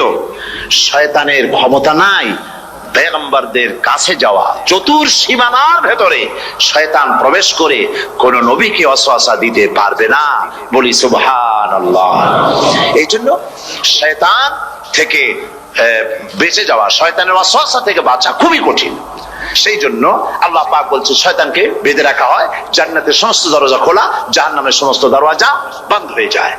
এই নিয়ামতের মাস আমাদের সামনে। প্রত্যেকটি যখন কোন ওয়ার্কশপ হয়, তো ওয়ার্কশপের জন্য এক একটা কি বলে সিলেবাস থাকে। রমজান মুবারক একটা ওয়ার্কশপ। এই ওয়ার্কশপের মধ্যে একটা সিলেবাস আছে, সেই সিলেবাসের নাম হচ্ছে কোরআন। কোরআন কোরআন কোরআন নাজিলের মাসে আমরা কি কোরআন তেলাওয়াত করি? বলেন। রোজা হচ্ছে, হাদিস শরীফের মধ্যে বলা হয়েছে আস-সাওমু জুন্নাহ, রোজা হচ্ছে ঢাল। রোজা কি কন্ত? ঢাল বোঝেন তো? ঢাল কি? প্রোটেক্টর। আপনি জিহাদের ময়দানে, যুদ্ধের ময়দানে নিরাপত্তার জন্য, বাইরের থেকে আক্রমণকে ভিড়াবার জন্য কি ব্যবহার করেন? ঢাল ব্যবহার করেন। রোজা হচ্ছে ঢাল। শয়তানের সমস্ত আক্রমণ থেকে বাঁচার জন্য রোজা হচ্ছে ঢাল। রোজার দিনে কেউ যদি আপনার সাথে ঝগড়া করে, তাহলে রাসূল বলেছেন তুমি বলো, তুমি ঝগড়ায় প্রবৃত্ত হবে না। তোমার সাথে যদি কেউ ঝগড়া করে, তুমি বলবে ইন্নী সাইম, আমি রোজাদার। আমি তোমার মতো ঝগড়া করতে আমিও পারি, আমি তোমার মতো গালাগালি দিতে পারি, কিন্তু আমি দেব না, ঝগড়াও করব না, গালিও দেব না, মারামারিও করব না, কারণ আমি রোজাদার। সুবহানাল্লাহ। রোজা আপনাকে গুনাহ থেকে বাঁচায় দেবে। দেখেন রোজা কিভাবে গুনাহ থেকে বাঁচায়। মিথ্যেবাদী, মিথ্যেবাদী সারাক্ষণ মিথ্যে কথা বলে, কিন্তু রোজার মাস আসছে। এখন মিথ্যাবাদী যারা, তাদের ঘনিষ্ঠ লোকদের কাছে শুনেছি যে তারা বলে, যদি কোনো লোক দিনের বেলা এসে যায় আর এমন কথা, যে কথা বলতে গেলে মিথ্যা বলা ছাড়া উপায় নাই তার জন্য, সে তখন বলে ভাই তুমি তো অসময় আসছো, এখন আমি খুব ব্যস্ত, আই এম ভেরি বিজি, তুমি রাত্রে আসো। কথা বুঝতে পেরেছেন তো? রোজা হচ্ছে কি? রোজাটা কি বলে? ঢাল। কোন মেয়ে লোকের দিকে চোখ পড়লো, আহা আমি তো রোজাদার, চোখকে সাথে সাথে নিচে নামায় ফেললো। গানের আওয়াজ আসলো, আমি তো রোজাদার, সে গানটা শুনলো না। কাজী সমস্ত গুনাহ থেকে বাঁচার জন্য রোজা একটা বিরাট হাতিয়ার। সুবহানাল্লাহ। এই মাসে আল্লাহ রাব্বুল আলামিন এই মাসটা, এই রোজাটা কেন দিয়েছেন? লাআল্লাকুম তাত্তাকুন।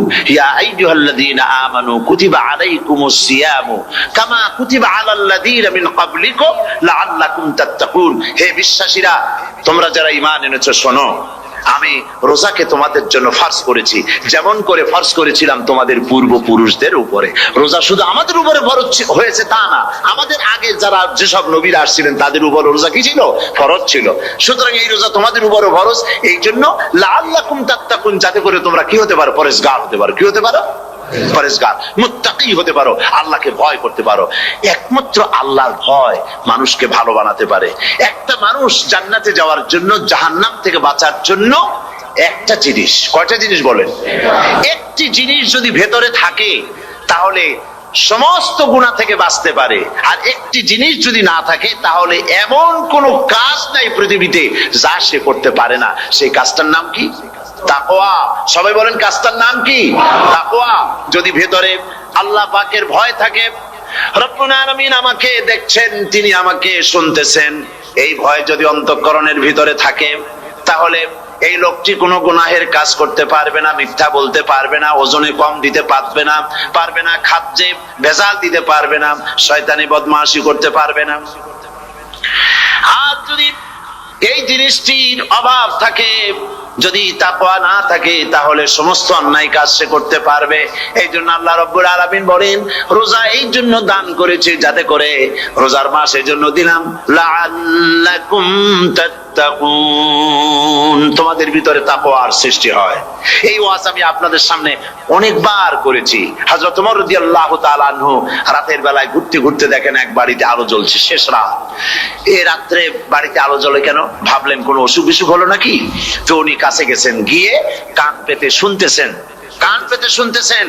বাড়ির মালিক বুড়ি তার যুবতী মেয়েকে ডেকে বলছে, মা ওঠো, তাড়াতাড়ি ওঠো। কেন?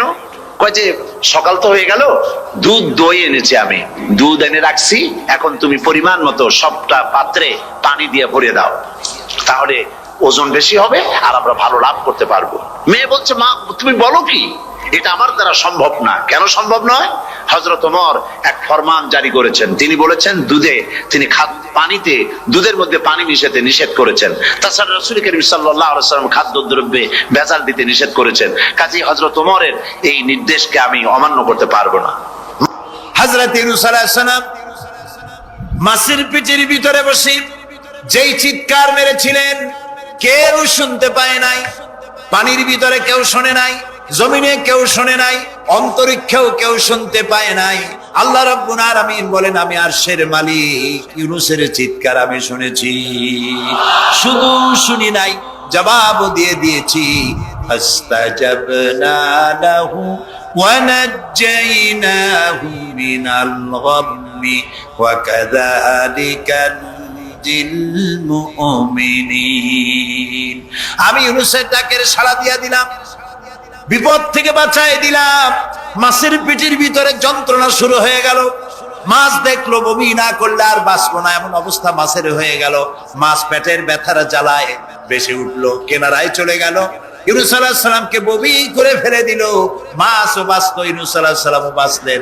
আল্লাহ তাআলা বলেন, শুধু ইউনূস রে নয়, ওয়া কাযালিকা নুজিল মুমিনিন, আমার মুমিন বান্দারা যদি বিপদে পড়ে, এরকম বিপদে যদি পড়ে যায় আর আমারে যদি ডাকে, আমি আল্লাহ রাব্বুল আলামিন এই বিপদ থেকে, যত বড় বিপদ হোক, আমি আল্লাহ বাঁচায়ে দেব। তা আল্লাহ বিপদ থেকে বাঁচাবেন। পৃথিবীতে মুসলমানদের চাইতে শান্তি প্রিয় আর কোন জাতি নাই, হতে পারে না। আলহামদুলিল্লাহ বলে। এখন আল্লাহ তাআলা বলছেন যে ফামান তাবিয়া হুদায়া ফালা খাউফুন আলাইহিম ওয়ালা হুম ইয়াহজানুন। প্রিয় ভাই, সব কোরআনের কথা বলতে গেলে রাতের পর রাত লেগে যায়, কারণ এক মহাসমুদ্র। এটা কি মহাসমুদ্র? কোরআন।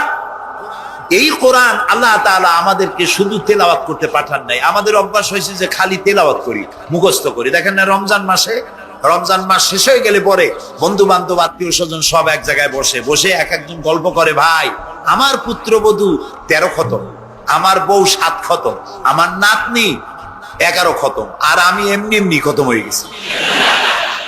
প্রিয় ভাই সব, আপনারা বলেন, কোরআন শরীফকে এইভাবে শুধু খতম করার জন্য আসছে? আমি কিন্তু আপনাদের কোরআন শরীফ পড়া বা খতম করা নিষেধ করছি না। আমি উদ্দেশ্য বোঝাতে চাচ্ছি, আল্লাহ তাআলা এই কোরআনের জন্য নাজিল করেন নাই যে আমরা জ্বলবো আর পড়বো আর বুঝবো না।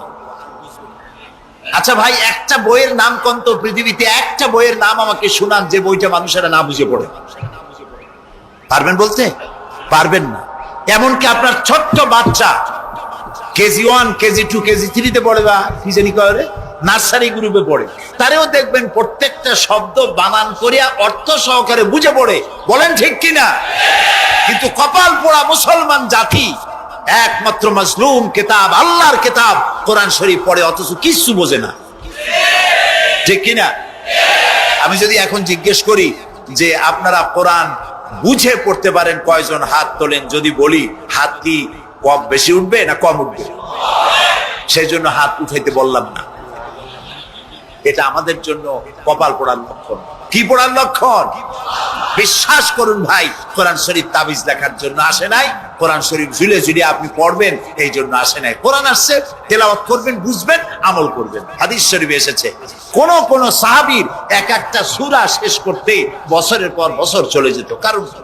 কারণ হলো তারা এক একটা আয়াত পড়তেন, বুঝতেন, বাস্তব জীবনে আমল করতেন, আরেকটা আয়াত পড়তেন, বুঝতেন, আমল করতেন, তারপরে আবার আরেকটা পড়তেন, আমল করতেন। এভাবে করে সাহাবীরা কোরআন পড়তেন, বুঝতেন, আমল করতেন। ফলে এই সাহাবীরা যখন বিয়ে শাদী করতেন, সাহাবীরা যখন ব্যবসা বাণিজ্য করতেন, সাহাবীরা যখন কেনা বেচা করতেন, পারিবারিক জীবন যাপন করতেন, হাঁটাচলা করতেন, তখন মানুষেরা বুঝতে পারত, অনুভব করতে পারত যেন জীবন্ত কোরআন শরীফ চলাফেরা করছে।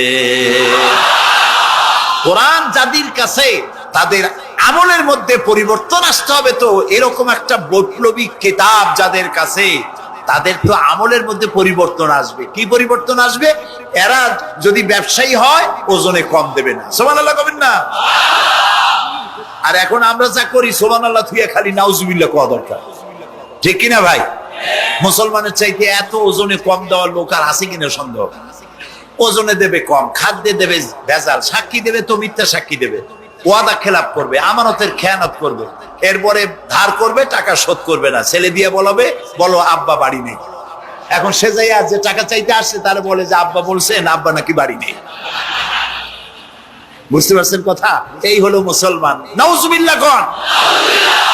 এই জন্য আল্লাহ তাআলা নবী বলেছেন, ওয়ামান আমেলা বিহি উজেরা, যে ব্যক্তি কোরআন পড়বে, আমল করবে, আল্লাহ তাকে পুরস্কার দিবেন। কোথায় কোথায় দেবেন কোন তো? দুই জায়গায় দেবে, ইহকালেও দেবে, পরকালেও দিবে। দুনিয়ার পুরস্কারটা কি? দুনিয়ার পুরস্কারটা হলো যে চিন্তা থাকবে না, আর কোনো ভয় থাকবে না। ভয় থাকবে না কিসের? ভয় থাকবে না যেই সমাজে কোরআন মানা হবে, যেই সমাজের আইনের উৎস হবে কোরআন, ওই সমাজের মধ্যে চুরি, ডাকাতি, জেনা, ব্যভিচার, হত্যা, ধর্ষণ থাকবে না। কাজী ভীতি শূন্য, সমৃদ্ধিপূর্ণ, নিরাপত্তাপূর্ণ একটি সুন্দর সমাজ উপহার দেবে এই কোরআন। সুবহানাল্লাহ। সেই কোরআন আমরা তাবিজ বানাইছি, এটারে গোলাইয়া, এই কোরআন শরীফের পাতা লিখিয়া, তারপরে কি জানি কয়, পানির মধ্যে দিয়ে গোলাইয়া, এগুলি খাওয়া হয়, মাদুলির মধ্যে ঢুকাইয়া গলার মধ্যে ঝুলানো হয়। দেখেন এই বাংলাদেশে যেসব কোরআন শরীফ ছাপা হয়, এই সব কোরআন শরীফের দুরবস্থা। এটা আছে কিনা আমি জানি না, আলহামদুলিল্লাহ এটা নাই। কোন কোন কোরআন শরীফ যে বাংলাদেশে ছাপা হয়, সেগুলিতে লেখা থাকে সূরায়ে মায়দার নকশা, সূরা ইউসুফের নকশা, সূরায়ে বনি ইসরাইলের নকশা। এই নকশা লিখা গলায় ঝুলাইলে পেটে পেটে ভালো হবে, ওই নকশা ঝুলাইলে মেয়ের বিয়ে হবে তাড়াতাড়ি, এই নকশা ঝুলাইলে যে মেয়েকে পছন্দ করো বিয়ে করতে পারবা তাড়াতাড়ি। নাউজুবিল্লাহ কর। নকশার মধ্যে আছে কি? নকশার ভিতরে আছে 1293, 1711, 513 হাবিজাবি কতগুলো নাম্বার দিয়া, তারপরে লাল কালি দিয়ে দাগ দিয়ে দিয়ে ধান্দাবাজি করা। এরপরে ওই ধান্দাবাজি তাবিজের কোনায় কোনায় লেখে ইয়া জিব্রাইল, ইয়া মিকাইল, ইয়া ইসরাফিল, ইয়া আজরাইল। উপরে লেখে ইয়া বদুহ, নিচে লেখে ইয়া বদুহ। আমি একজন তাবিজ লেখককে জিজ্ঞেস করলাম, ভাই ইয়া আজরাইল ইয়া মিকাইল তো বুঝলাম, ইয়া বদুহ কি? কয়েছে হুজুর আমি নিজেও বুঝি না বদুহ কি। এই হলো তাবিজ। এই তাবিজ লেখার জন্য আল্লাহ তাআলা কোরআন নাজিল করেন নাই। কথা কি বুঝে আসছে? তাবিজের জন্য আসে নাই, তদবিরের জন্য আসে নাই, শুধু পড়ব এজন্য আসে নাই। কোরআন এসেছে বোঝার জন্য, তেলাওয়াতের জন্য, বোঝার জন্য, কোরআন অনুযায়ী জীবন গড়ার জন্য। আল্লাহর নবী তাই বলেন, ওয়ামান আমেলা বিহি উজরা, কোরআন শরীফ যে পড়বে আর আমল করবে, দুনিয়ায় শান্তি দেওয়া হবে, আখিরাতেও পুরস্কৃত করা হবে। আখিরাতের পুরস্কারটা কি? নবীজি বলেছেন, মান ক্বারাআল কুরআনা ফাস্তাজহারাহু ফাহাল্লা হালালাহু ওয়া হাররামা হারামাহু আদখালাহুল্লাহুল জান্নাহ ওয়া শাফাআহু ফি আশরাতিন মিন আহলি বাইতিহি কুল্লুহুম ক্বাদ ওয়াজাবাত লাহুন নার। সাদাকান নবী সাল্লাল্লাহু আলাইহি ওয়াসাল্লাম। নবী করিম সাল্লাল্লাহু আলাইহি ওয়াসাল্লাম বলেছেন, যে ব্যক্তি কোরআন পড়লো, বুঝলো, আর কোরআনের হালালকে হালাল জেনে চললো, হারাম থেকে বিরত থাকলো, আর কোরআনের আইনকে প্রতিষ্ঠিত করার আন্দোলনে শরীক হলো, সুবহানাল্লাহ, এরকম লোককে আল্লাহ তাআলা কিয়ামতের দিন জান্নাত দান করবেন। সুবহানাল্লাহ। ওয়ামান আমিলা বিহি উজরা ওয়ামান হাকামা বিহি আদালা। এই কোরআন শরীফ দিয়ে যে বিচার করবে, আল্লাহ তাআলা বলছেন সেই করবে কেবলমাত্র জাস্টিস, জাস্টিস, ইনসাফ কায়েম করতে পারবে, যে কোরআন দিয়ে বিচার ফয়সালা করবে। আমাদের দেশে এই যে কোর্ট কাছারি আদালত আছে, এই কোর্ট কাছারি আদালতগুলি কোরআন দিয়ে যদি বিচার করতেন সেটা ইনসাফ হতো। যেহেতু ইনসাফ, আল্লাহর চাইতে ইনসাফগার আর কেউ নাই। আছে কি বলেন? নাই। এখানে ধরুন একজন মানুষ যদি একজনের একটা ঠ্যাং ভাঙিয়ে ফেলাই দিল, তাহলে বিচার কি হবে? ব্রিটিশ ল যেটা আছে, বাংলাদেশ পেনাল কোড যেটা আছে, এই পেনাল কোডে বলা হবে যে সলিমউদ্দিন ঠ্যাং ভাঙছে বসিরউদ্দিন, যে ভাঙছে তার জন্য শাস্তি এই হবে 6 মাসের জেল, 2000 টাকা জরিমানা করে দিবে। এখন আপনি বলেন বিচার মাফে কি দিয়া? ইনসাফের প্রতীক কি? ইনসাফের প্রতীক দাড়িপাল্লা। এই দাড়িপাল্লায় এখন আপনি ওজন দেন ইনসাফ। ঠ্যাং ভাঙছে কার? সলিমউদ্দিন, তার ভাঙ্গা ঠ্যাং এক পাশে থর, এক পাল্লা। আর বসিরউদ্দিন ভাঙছে ঠ্যাং, সেই কারণে তার 2000 টাকা জরিমানা আর 6 মাসের জেল আর এক পাল্লায় রাখেন। এবার দাড়ি ধরে টান দেন, সমান হবে? যদি 50,000 টাকা জরিমানা হয় আর 6 বছরের জেল হয়, তাও কি সমান হবে? হবে না। সমান হবে কি হলে?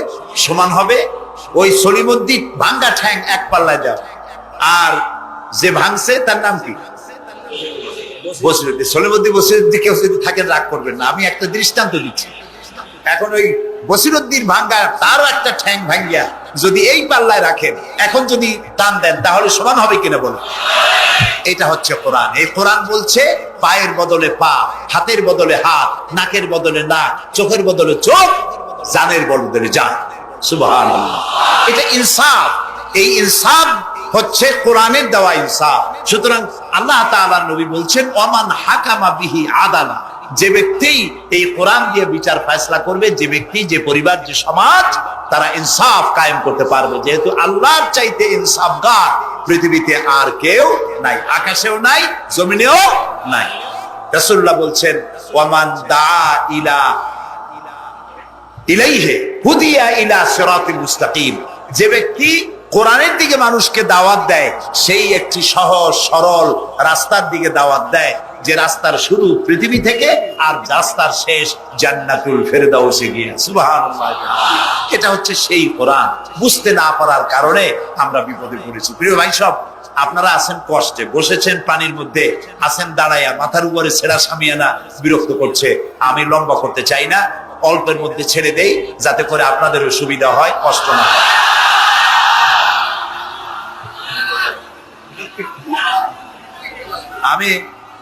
তবুও আমি খুব লম্বা করব না, অল্পতে আমরা যাতে বুঝতে পারি এরকম একটু কথা আমি বলতে চাই, একটু বলি, এবং সেইটাই বলবো যেটা আপনারা শুনতে চান, সেইটাই বলবো যেটা শুরু করেছিলেন আমাদের রফিকুল ইসলাম খান ভাই, মহানগরীর সেক্রেটারি জনাব রফিকুল ইসলাম খান। আল্লাহ তাআলা ওনার প্রতি রহম করুন, আমরা বলি আমিন। এবং আমার বক্তৃতার পরে আমরা আমাদের সম্মানিত অ্যাসিস্ট্যান্ট সেক্রেটারি জেনারেলের কিছু কথা আমরা শুনবো ইনশাআল্লাহ। তো আমি ওই আয়াতটা দিয়েই কথা বলি। আল্লাহ তাআলা বলছেন ইয়া আইয়ুহাল্লাযীনা আমানু হাল আদুল্লুকুম আলা তিজারাতিন তুনজিকুম মিন আযাবিন আলীম تؤمنون بالله ورسوله وتجاهدون في سبيل الله بأموالكم وأنفسكم ذلكم خير لكم إن كنتم تعلمون। হে বিশ্বাসীরা, তোমরা যারা ঈমান এনেছো শোনো, হাল আদুল্লুকুম আলা তিজারাতিন, আমি কি তোমাদেরকে এমন একটি ব্যবসার কথা বলবো না, যে ব্যবসায় তোমাদেরকে জাহান্নামের কঠিন শাস্তি থেকে তোমাদেরকে রক্ষা করবে? এমন একটি ব্যবসার কথা বলবো না? তার মানে অবশ্যই এরকম একটা ব্যবসার কথা আমি তোমাদের বলবো, যে ব্যবসা তোমাদেরকে জাহান্নামের কঠিন শাস্তি থেকে বাঁচায় দেবে। সুবহানাল্লাহ বলি। জাহান্নাম থেকে বাঁচাবার জন্য ব্যবসা শিখাচ্ছেন কে? আল্লাহ। এবার দেখেন, ব্যবসা এটা করলে লাভও আছে, নোকসানও আছে, ঠিক না? বলেন আছে কিনা? লস এন্ড প্রফিট এর মধ্যে থাকবে।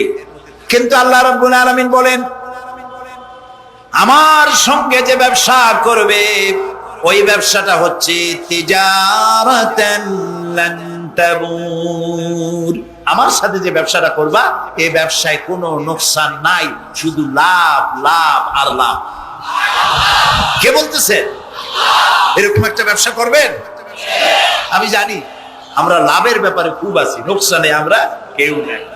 মানুষ লেখাপড়া জানুক আর না জানুক, লাভ যেখানে সেখানে মানুষ ছাপ দেয় তাড়াতাড়ি। ওই যে বলে না যে এই হিসাব না জানলে কি হবে, কম দিলে টের পায়। আমরা লাভ খুব ভালোই বুঝি, এই জন্য এটা কোরআনও নয় হাদিসও নয়, একটি রূপক কথা। এক ব্যবসায়ী নেকে কিয়ামতের দিন হাজির করা হবে, ফেরেশতা তাকে বলবে যে আল্লাহর বান্দা, তোমার পাপ আর পুণ্য, নেক আর বদ, এই দুটি সমান সমান হয়ে গেছে, 50-50। এখন কোন জায়গায় যাবা, কম বেহেশতে যাবা না দোজখে যাবা? ব্যবসায়ী লোকটা কিছু জানে না, সে কয় যে ফেরেশতা ভাই, আমি তো দোজখে চিনি না, বেহেশতেও চিনি না, সারা জীবন ব্যবসা করছি, যে জায়গায় গেলে আমার 2 টাকা লাভ হয় ওইখানে আমার পাঠাবো। তো মানুষ লাভ খুব ভালো বোঝে এবং লাভের দিকে মানুষ ঝোঁকে বেশি। এই জন্য আল্লাহ তাআলা বলছেন, হাল আদুল্লুকুম আলা তিজারাতিন তুনজিকুম মিন আযাবিন আলিম, যেটা লাভ আর লাভ। আমার সাথে ব্যবসা করো, শুধু লাভ হবে। তো এই ব্যবসার মধ্যে পুঁজি হলো 3টা। ব্যবসার মধ্যে পুঁজি কয়টা? 3টা। আল্লাহ রাব্বুল আলামিন বলেন, তুমিনুনা বিল্লাহি ওয়া রাসূলিহি ওয়া তুজাহিদুনা ফি সাবিলিল্লাহ। 3টি পুঁজি। একটি হলো আল্লাহর প্রতি ঈমান, রাসূলের প্রতি ঈমান এবং আল্লাহর রাস্তায় জিহাদ করা, মাল দিয়া জান দিয়া। এই কয়টা হলো? 3টা। চলুন এই 3টি কথার ব্যাখ্যা করে তারপরে মোনাজাত করব সংক্ষেপে, যেন আমরা আল্লাহর সাথে ব্যবসাটা শুরু করতে পারি আজকে থেকেই। আল্লাহ যেন তৌফিক দেন, বলেন আমিন। 1 নম্বর হচ্ছে তুমিনুনা বিল্লাহ, আল্লাহর প্রতি বিশ্বাস, আল্লাহর প্রতি ঈমান, বলেন আল্লাহর প্রতি ঈমান। এখন আপনারা বলবেন যে এটা তো কোনো নতুন কথা হলো না, আল্লাহর প্রতি ঈমান আনছি, যদি ঈমানই না থাকতো তাহলে কি বৃষ্টির মধ্যে এই পানির মধ্যে আমরা কি বসে থাকতাম? 100% সত্য কথা।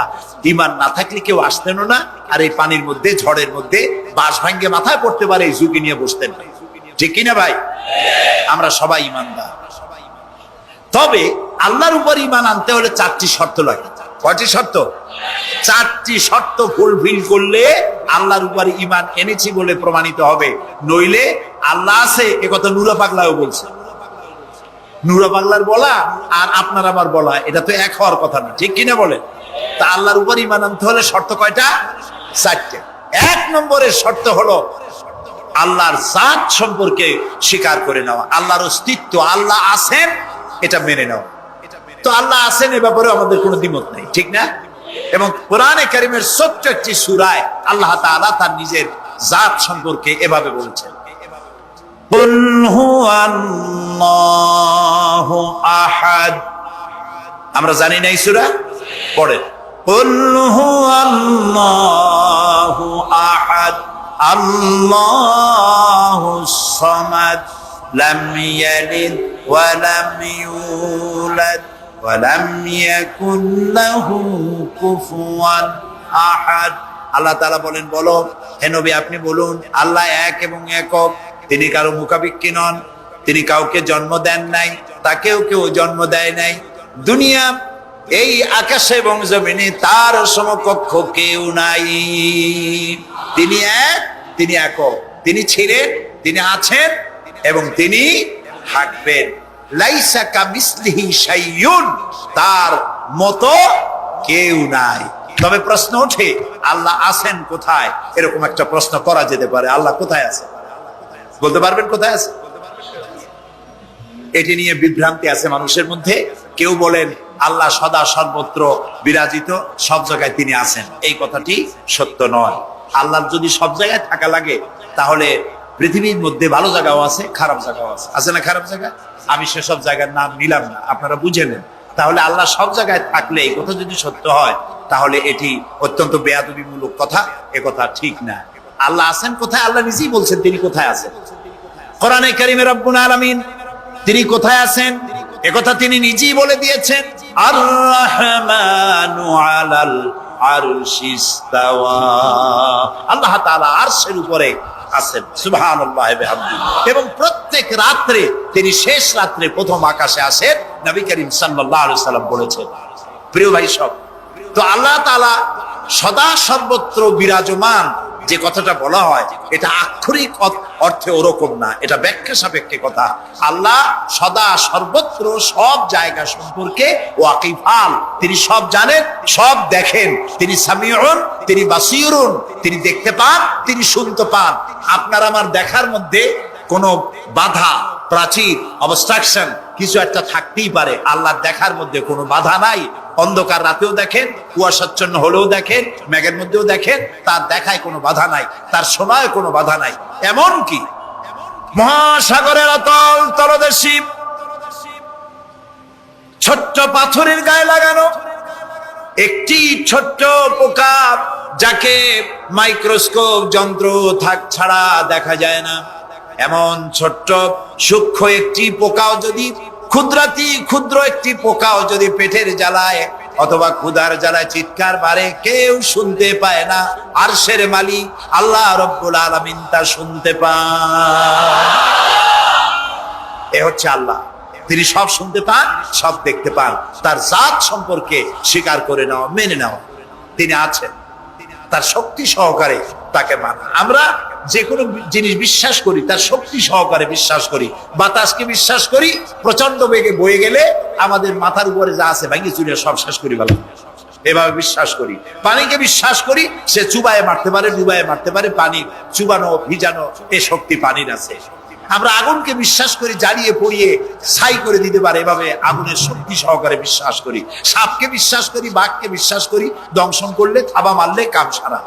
পয়জনকে বিশ্বাস করি, খাইলে পরে মরে যেতে পারি, শক্তি সহকারে বিশ্বাস করি, ঠিক না? এখন আল্লাহরে বিশ্বাস করি, এই কথা বলি শুধু বললেই হবে না, আল্লাহকে বিশ্বাস করতে হবে তার গুণ সহকারে। সেই জন্য 4টি শর্তের 1 নম্বর শর্ত হলো আল্লাহর অস্তিত্বকে মানা।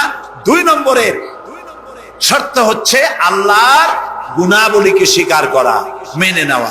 আল্লাহর গুণাবলী কি? কোরআন শরীফে আল্লাহর অনেকগুলি নাম আছে। আল্লাহ এ হচ্ছে ইসমে জাত। আল্লাহ এটা কি? ইসমে জাত, আসল নাম কি? আল্লাহ। বলেন সবাই আল্লাহ ন, কিন্তু আল্লাহ এটা অশুদ্ধ, বলার সময় মুখটা গোল হয়ে যাবে। আল্লাহ বলেন সবাই আল্লাহ। কি মধুর নাম, সুবহানাল্লাহ, সুবহানাল্লাহ।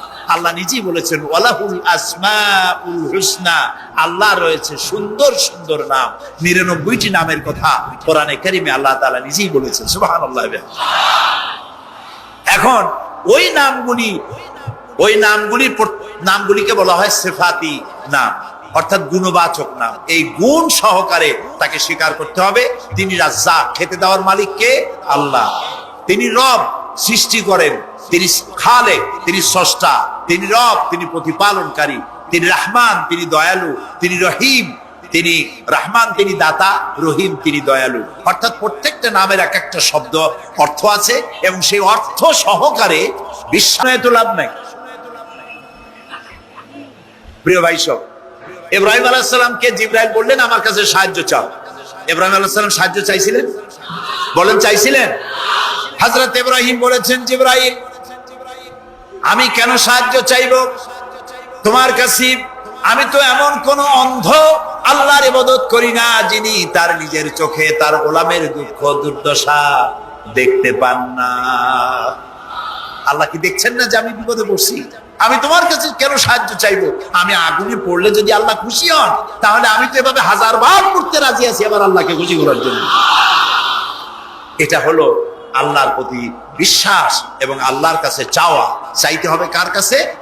আমি বিপদে পড়ছি, বলবো কারে? আমি অশান্তিতে আছি, বলবো কারে?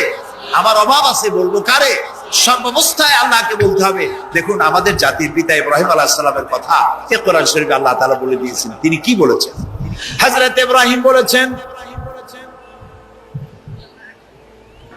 আল্লাযী হুয়া ইউতঈমুনি ওয়া ইয়াসকিন। আমি যখন ক্ষুধার্ত হই আল্লাহ আমারে খাওয়ান, আমি যখন তৃষ্ণার্ত হই আল্লাহ আমারে পান করান। ওয়া ইযা মারিতু ফাহুয়া ইয়াশফিন। আমি যখন অসুস্থ হই আল্লাহ আমারে রোগ মুক্ত করেন। সুবহানাল্লাহ। আইয়ুব আলাইহিস সালাম 18 বছর রোগ ভোগ করলেন, কষ্ট পাইলেন। তিনি সাহায্য কার কাছে চাইছিলেন? ইউনূস আলাইহিস সালামের মতো বিপদে এই পৃথিবীর কোন মানুষ এত বড় বিপদে পড়ে নাই। মাছে তারে গিলে ফেললো, পানির অতল তলদেশে মাছ চলে গেল, মাছের পেটে দরজা নাই, জানালা নাই, ভেন্টিলেটর নাই, মাথা গলাইয়া কোন রকম বাইর হবে এমন কোন পথ নাই, বাঁচার কোনো উপায় নাই। হযরত ইউনূস আলাইহিস সালাম যখন মাছের পেটের ভিতরে বিরাট বিপদে পড়ে গেলেন, হযরত ইউনূস আলাইহিস সালাম সাহায্য কার কাছে চেয়েছিলেন বলুন? তিনি বললেন, আল্লাহ তাআলা তার ঘটনা কোরআন শরীফের মধ্যে এভাবে বর্ণনা করেছেন, ওয়াযান্নুন ইয যাহাবা মুগাদিবান ফাযান্না আন লান নাকদিরা আলাইহি ফানাদা ফি যুলুমাতি আন লা ইলাহা ইল্লা আনতা সুবহানাকা ইন্নী কুনতু মিনাজ জালিমিন। আল্লাহ শোনাচ্ছেন, ও পৃথিবীর মানুষেরা শোনো, ইউনূসকে যখন মাছে গিলে ফেললো, সে তখন ত্রিবিধ ফানাদা ফি যুলুমাত জমায় কাসির, ত্রিবিধ অন্ধকারের ভেতর থেকে তিনি চিৎকার মারলেন। রাতের অন্ধকার, মাছের পেটের অন্ধকার, পানির অন্ধকার, এই ত্রিবিধ অন্ধকারের মধ্য থেকে ইউনূস আলাইহিস সালাম চিৎকার মারলেন, লা ইলাহা ইল্লা আনতা, আয় আল্লাহ তুমি ছাড়া কোনো ইলাহা নাই, সুবহানাকা, আমি তোমার প্রশংসা করছি। আয় আল্লাহ তাআলা, আমি আমার নফসের উপরে জুলম করেছি, আমার উপরে আমি জুলম করেছি। আল্লাহ তাআলা এই চিৎকার শুনেছেন? হযরত ইউনূস আলাইহিস সালাম মাছের পেটের ভিতরে বসে যেই চিৎকার মেরেছিলেন কেউ শুনতে পায় নাই, পানির ভিতরে কেউ শোনে নাই, জমিনে কেউ শোনে নাই, অন্তরিক্ষেও কেউ শুনতে পায় নাই। আল্লাহ রাব্বুল আলামিন বলেন, আমি আরশের মালিক, ইউনূসের চিৎকার আমি শুনেছি, শুধু শুনি নাই, জবাব দিয়ে দিয়েছি। আস্তাজাবনা লাহু ওয়া নাজ্জাইনাহু মিনাল গাম্মি ওয়া কাযালিকা নুনজিল মুমিনিন। আমি ইউনূসের ডাকের সাড়া দিয়া দিলাম, বিপদ থেকে বাঁচাই দিলাম। মাছের পেটের ভিতরে যন্ত্রণা শুরু হয়ে গেল, মাছ দেখলো বমি না করলে আর বাঁচবো না, এমন অবস্থা মাছের হয়ে গেল। মাছ পেটের ব্যথার জ্বালায় বেশি উঠলো, কেনারায় চলে গেল। ইউনূস আলাইহিস সালামকে বমি করে ফেলে দিল, মাছও বাঁচলো, ইউনূস আলাইহিস সালামও বাঁচলেন। আল্লাহ তাআলা বলেন, শুধু ইউনূস রে নয়, ওয়া কাযালিকা নুনজিল মুমিনিন, আমার মুমিন বান্দারা যদি বিপদে পড়ে, এরকম বিপদে যদি পড়ে যায় আর আমারে যদি ডাকে, আমি আল্লাহ রাব্বুল আলামিন এই বিপদ থেকে যত বড় বিপদ হোক আমি আল্লাহ বাঁচায় দেব। তা আল্লাহ বিপদ থেকে বাঁচাবেন, আর আমি মুসলমান বিপদে পড়েছি, মাজারে গিয়া চাইলাম, নাউযুবিল্লাহ। বিশ্বাস করুন ভাই, বিশ্বাস করুন, কবরের ভিতরে যিনি শুয়ে আছেন, যত বড় পীর হোক, যত বড় খাজা বাবা হোক, আপনাকে সাহায্য তিনি করতে পারবেন না, পারবেন না, পারবেন না। একটু কমন সেন্সের কাছে অ্যাপিল করি, সাধারণ বিবেকের কাছে। আপনি যারা, এই যে দেখুন হযরত শাহজালাল রাহমাতুল্লাহ আলাইহি সিলেটে শুয়ে আছেন, বলুন তো তার মাতৃভাষা কি? আরবি। তিনি ইয়েমেন থেকে এসেছেন। বাগেরহাটে শুয়ে আছেন হযরতে খান জাহান আলী রাহমাতুল্লাহ আলাইহি, তার মাতৃভাষা ছিল আরবি। হযরতে খাজা মঈনুদ্দিন চিশতি রাহমাতুল্লাহ আলাইহি শুয়ে আছেন আজমিরে, তার মাতৃভাষা আরবি। আমরা বাংলাদেশ থেকে, এই দেশ থেকে কোন লোক গেল সিলেটে, গেল বাগেরহাটে অথবা বাগদাদে চলে গেল, এইসব বড় বড় আল্লাহর ওলিদের মাজারে গিয়ে বাংলা ভাষায় বলল, বাবা আমি তো বিপদে পড়ে আসছি, নির্বাচনে দাঁড়াইছি, আমি যেন জিততে পারি। অথবা দেখেন না, মাজার দিয়ে শুরু করে সবাই। অথবা যাই বললো যে আমার বিয়ে করেছি 15 বছর, বাচ্চা হয় না, আমার একটা বাচ্চা। অথবা মামলায় পড়েছি, আমার একটু জিতে, এত ব্যবসা করি, এত টাকা লস দিতে দিতে শেষ হয়ে গেছি। বাবা আপনি বললেন কোন ভাষায়? শাহজালাল খুব বুঝলেন, বড় পীর সাহেব খুব বুঝছেন। তাহলে আপনার 1 নম্বর ফায়ার মিস হয়ে গেল, মিস ফায়ার। আচ্ছা, 2 নম্বর কথা হলো, যার কাছে আপনি চাইলেন তিনি ওখানে ঘুমন্ত আছেন না চেতনা আছেন, এ ব্যাপারে আপনার কোনো গ্যারান্টি আছে, নিশ্চয়তা আছে? আপনি যখন দোয়া করতেছিলেন তখন উনি চেতনা না ঘুমে? যদি ঘুমায় থাকেন তাহলে 2 নম্বর মিস ফায়ার। আপনি যা চিল্লাইলেন উনি কিছুই শুনলো না। 3 নম্বরে, কবরে যে শাহজালাল রহমতুল্লাহ আলাই অথবা মঈনুদ্দিন চিশতি রহমতুল্লাহ আলাই, আল্লাহর ওলিরা, যত বড় বড় ওলি আল্লাহ আছেন যার কাছে আপনি বিশ্বাস করেন ওলি হিসেবে, উনি যে কবরে আছেন তার নিশ্চয়তা কোথায়? কবরে তো নাও থাকতে পারে, কারণ আল্লাহ তাআলার 2টা জায়গা আছে করা। বিদেহী আত্মা, এই দেহ থেকে আত্মা যখন সরে যায়, আল্লাহ যখন নিয়ে যান, দেহটার তো কোনো দাম নাই, এটা হচ্ছে নশ্বর, আত্মা হচ্ছে অবিনশ্বর। এই দেহটা মাটির সাথে পচে যাবে, গলে যাবে, কোরআন শরীফে বহুবার বলা হয়েছে।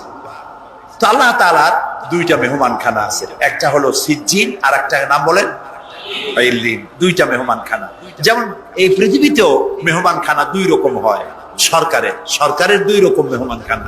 চোর, ডাকাত, খুনি, বদমাশ এগুলি যদি গ্রেফতার হয় তাহলে ওরা খাবে কি? ওদের তো শ্বশুর বাড়ি দিয়ে অথবা বাপের বাড়ি দিয়ে ভাত খাবার দেওয়া হবে না, গভর্নমেন্টের মেহমান হয়ে গেছে। কাজী এদের জন্য মেহমানখানা গভর্নমেন্টের একটা আছে, সরকারি মেহমানখানা। ওইটা কোনটা কোন তো? ও, তাও আপনারা চেনেন। আরেকটা মেহমানখানা হচ্ছে ভিআইপিদের জন্য, যারা ভেরি ইম্পর্টেন্ট পার্সন অথবা ভেরি ভেরি ইম্পর্টেন্ট পার্সন, তাদের জন্য, অর্থাৎ প্রেসিডেন্ট, প্রধানমন্ত্রী, মন্ত্রী, এমপি, সচিব, ওনারা যখন বাংলাদেশের কোন জায়গায় বেড়াতে যান তখন সরকারি মেহমানখানা ওনাদের জন্য থাকে। ওইটার নাম কি? সার্কিট হাউস, ডাক বাংলা ইত্যাদি, রেস্ট হাউস, এগুলি তার জন্য থাকে। তো পৃথিবীর মানুষের জন্য শ্রেণীভেদে যদি এ ধরনের মেহমানখানা থাকে, তো যারা নাকি দুনিয়া থেকে মারা যাবে ওদের জন্য আল্লাহর মেহমানখানা থাকতে নাই? আছে, এবং সেটা আগেই বলেছি। যারা জাহান্নামে যাবে ওদেরকে রাখা হবে সিজ্জিন নামক একটা মেহমানখানা আছে, ওখানে তারা থাকবে। আর যাদেরকে আল্লাহ জান্নাতি নিবেন, তো বিচারের আগে তো জান্নাতি নিবেন না, তাদেরকে ইল্লিন নামক সার্কিট হাউস জাতীয়, এই জাতীয় একটা ভালো জায়গায় আল্লাহ তাআলা তাদের রাখবেন।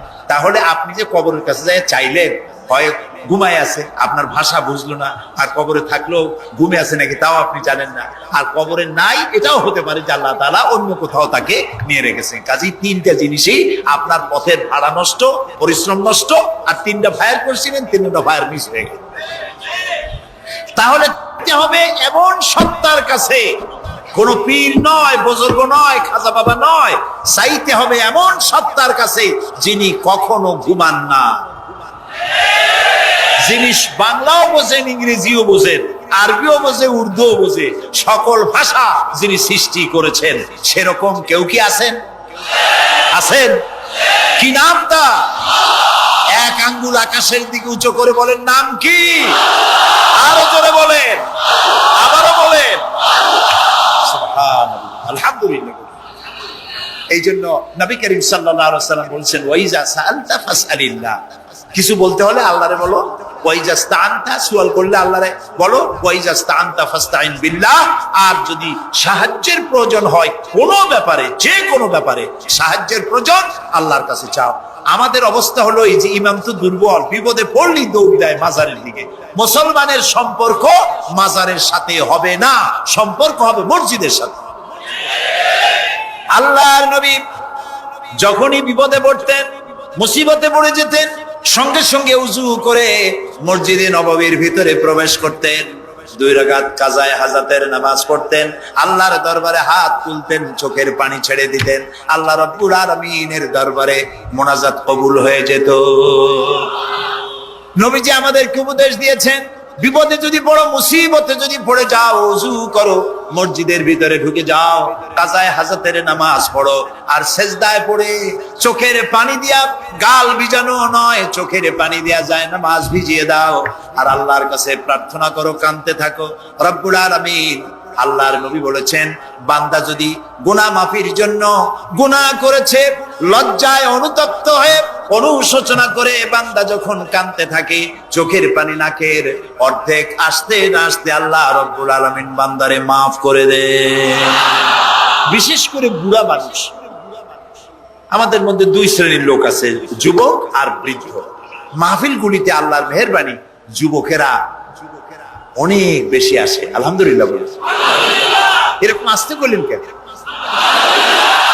আপনি তাকায় দেখেন, ডানে বায় তাকান, ডানে বায় তাকান, দাড়ি পাকা কয়জন আছে দেখেন। 2%, 3% or 5% দাড়ি পাকা হতে পারে। 95% যুবক আর যুবক। সুবহানাল্লাহ, আলহামদুলিল্লাহ। বামপন্থীদের এখানেই কষ্ট, এখানেই কষ্ট। তারা চিন্তা করে এত কষ্ট করিয়া পয়সা করি দিয়া তারপরে কর্মী বানাইলাম, একটা মাহফিলে গিয়া কি একটা সমাবেশ দেখলো, মাহফিলে গেল, আমাদের পুকুরের জিয়ানো মাছগুলি সব ইসলামের পুকুরে চলে গেল। এটা তাদের জন্য হ্যাভি লস। তা আসলে ওরা ধরে রাখতে পারবে না, ঠেকাইতে পারবে না। গায়ে তো মুসলমানের রক্ত, রক্ত কার? এসব যুবকেরা একটা মুসলিম মায়ের পেটে জন্মগ্রহণ করেছে, একটা মুসলিম পিতার জন্মে আসছে। আর রাসূলুল্লাহ যুবকদের ব্যাপারে যে কত কথা বলেছেন, সুবহানাল্লাহ বলো। আগে রাসূলুল্লাহ বলেছেন কিয়ামতের দিন আল্লাহর আরশের ছায়া ছাড়া কোনো ছায়া থাকবে না, প্রচন্ড রৌদ্র হবে, জমিনটা তামার মতো হয়ে যাবে। ইন্না লিল্লাহি ওয়া ইন্না ইলাইহি রাজিউন। সেই জায়গায় আরশের নিচে 7 শ্রেণীর লোকদেরকে আল্লাহ তাআলা জায়গা দেবেন। কয় শ্রেণী? ওর মধ্যে এক শ্রেণী হচ্ছে শাবুন শাফি ইবাদাতিল্লাহ, ওই সব যুবক যারা রাত কাটিয়েছে আল্লাহর ইবাদতের মধ্য দিয়ে। সুবহানাল্লাহ। যুবকদের ইবাদতে আল্লাহ তাআলা বেশি খুশি হন, বেশি খুশি হন। কারণ হলো এই যে মসজিদের ইমাম সাহেব অথবা প্রাইমারি স্কুলের মাস্টার যদি বলে যে আমি ঘুষ খাই না, এই কথার কোনো দাম আছে? আপনি প্রাইমারি স্কুলের মাস্টার, আপনি মসজিদের ইমাম, আপনার ঘুষ দেবে কেনা? ঘুষ খাইনি বললে তো হবে না। কোন মন্ত্রী যদি বলে, এসপি যদি বলে, দারোগা যদি বলে ঘুষ খাই না, 1000 বার দাম আছে, ঠিক না ভাই? এখন একজন বুড়া যদি বলে যে প্রত্যেক রাত্রে আমি তাহাজ্জুদ করি, আপনি তো পড়বেনই কাজে, কারণ আপনার তো ঘুম আসে না। কাশিতে এমন পাওয়া পাইছে, চোরবাড়ির কাছে আসতে পারে রাতের বেলায়, খালি কাশি জব্বের কাছে। আর যুবকের তো তামাম দুনিয়ার ঘুম আইসে ঠাইসে ধরে। সেই যুবক সে যদি এই ঘুমকে দুহাতে ঠেলে দিয়ে যদি মধ্যরাতের পরে রাতের 2/3 পরে যদি নামাজে দাঁড়ায় যায়, আল্লাহ রাব্বুল আলামিন খুশি হয়ে যান। সুবহানাল্লাহ বলো। এই যুবকদের সম্পর্কে রাসূলুল্লাহ কি সুন্দর কথা বলেছেন। রাসূলুল্লাহ বলেছেন উসিকুম বিশ-শাবাবে খায়রা ফাইন্নাহুম আরাক্কু আফইদা লাকাদ বাসানি আল্লাহু বিল হানিফিয়্যাতি সামহা ফাখালাফানি আশ-শুয়ুখ ওয়া হালাফানি আশ-শাবাব। সাদাকান নবী সাল্লাল্লাহু আলাইহি ওয়াসাল্লাম।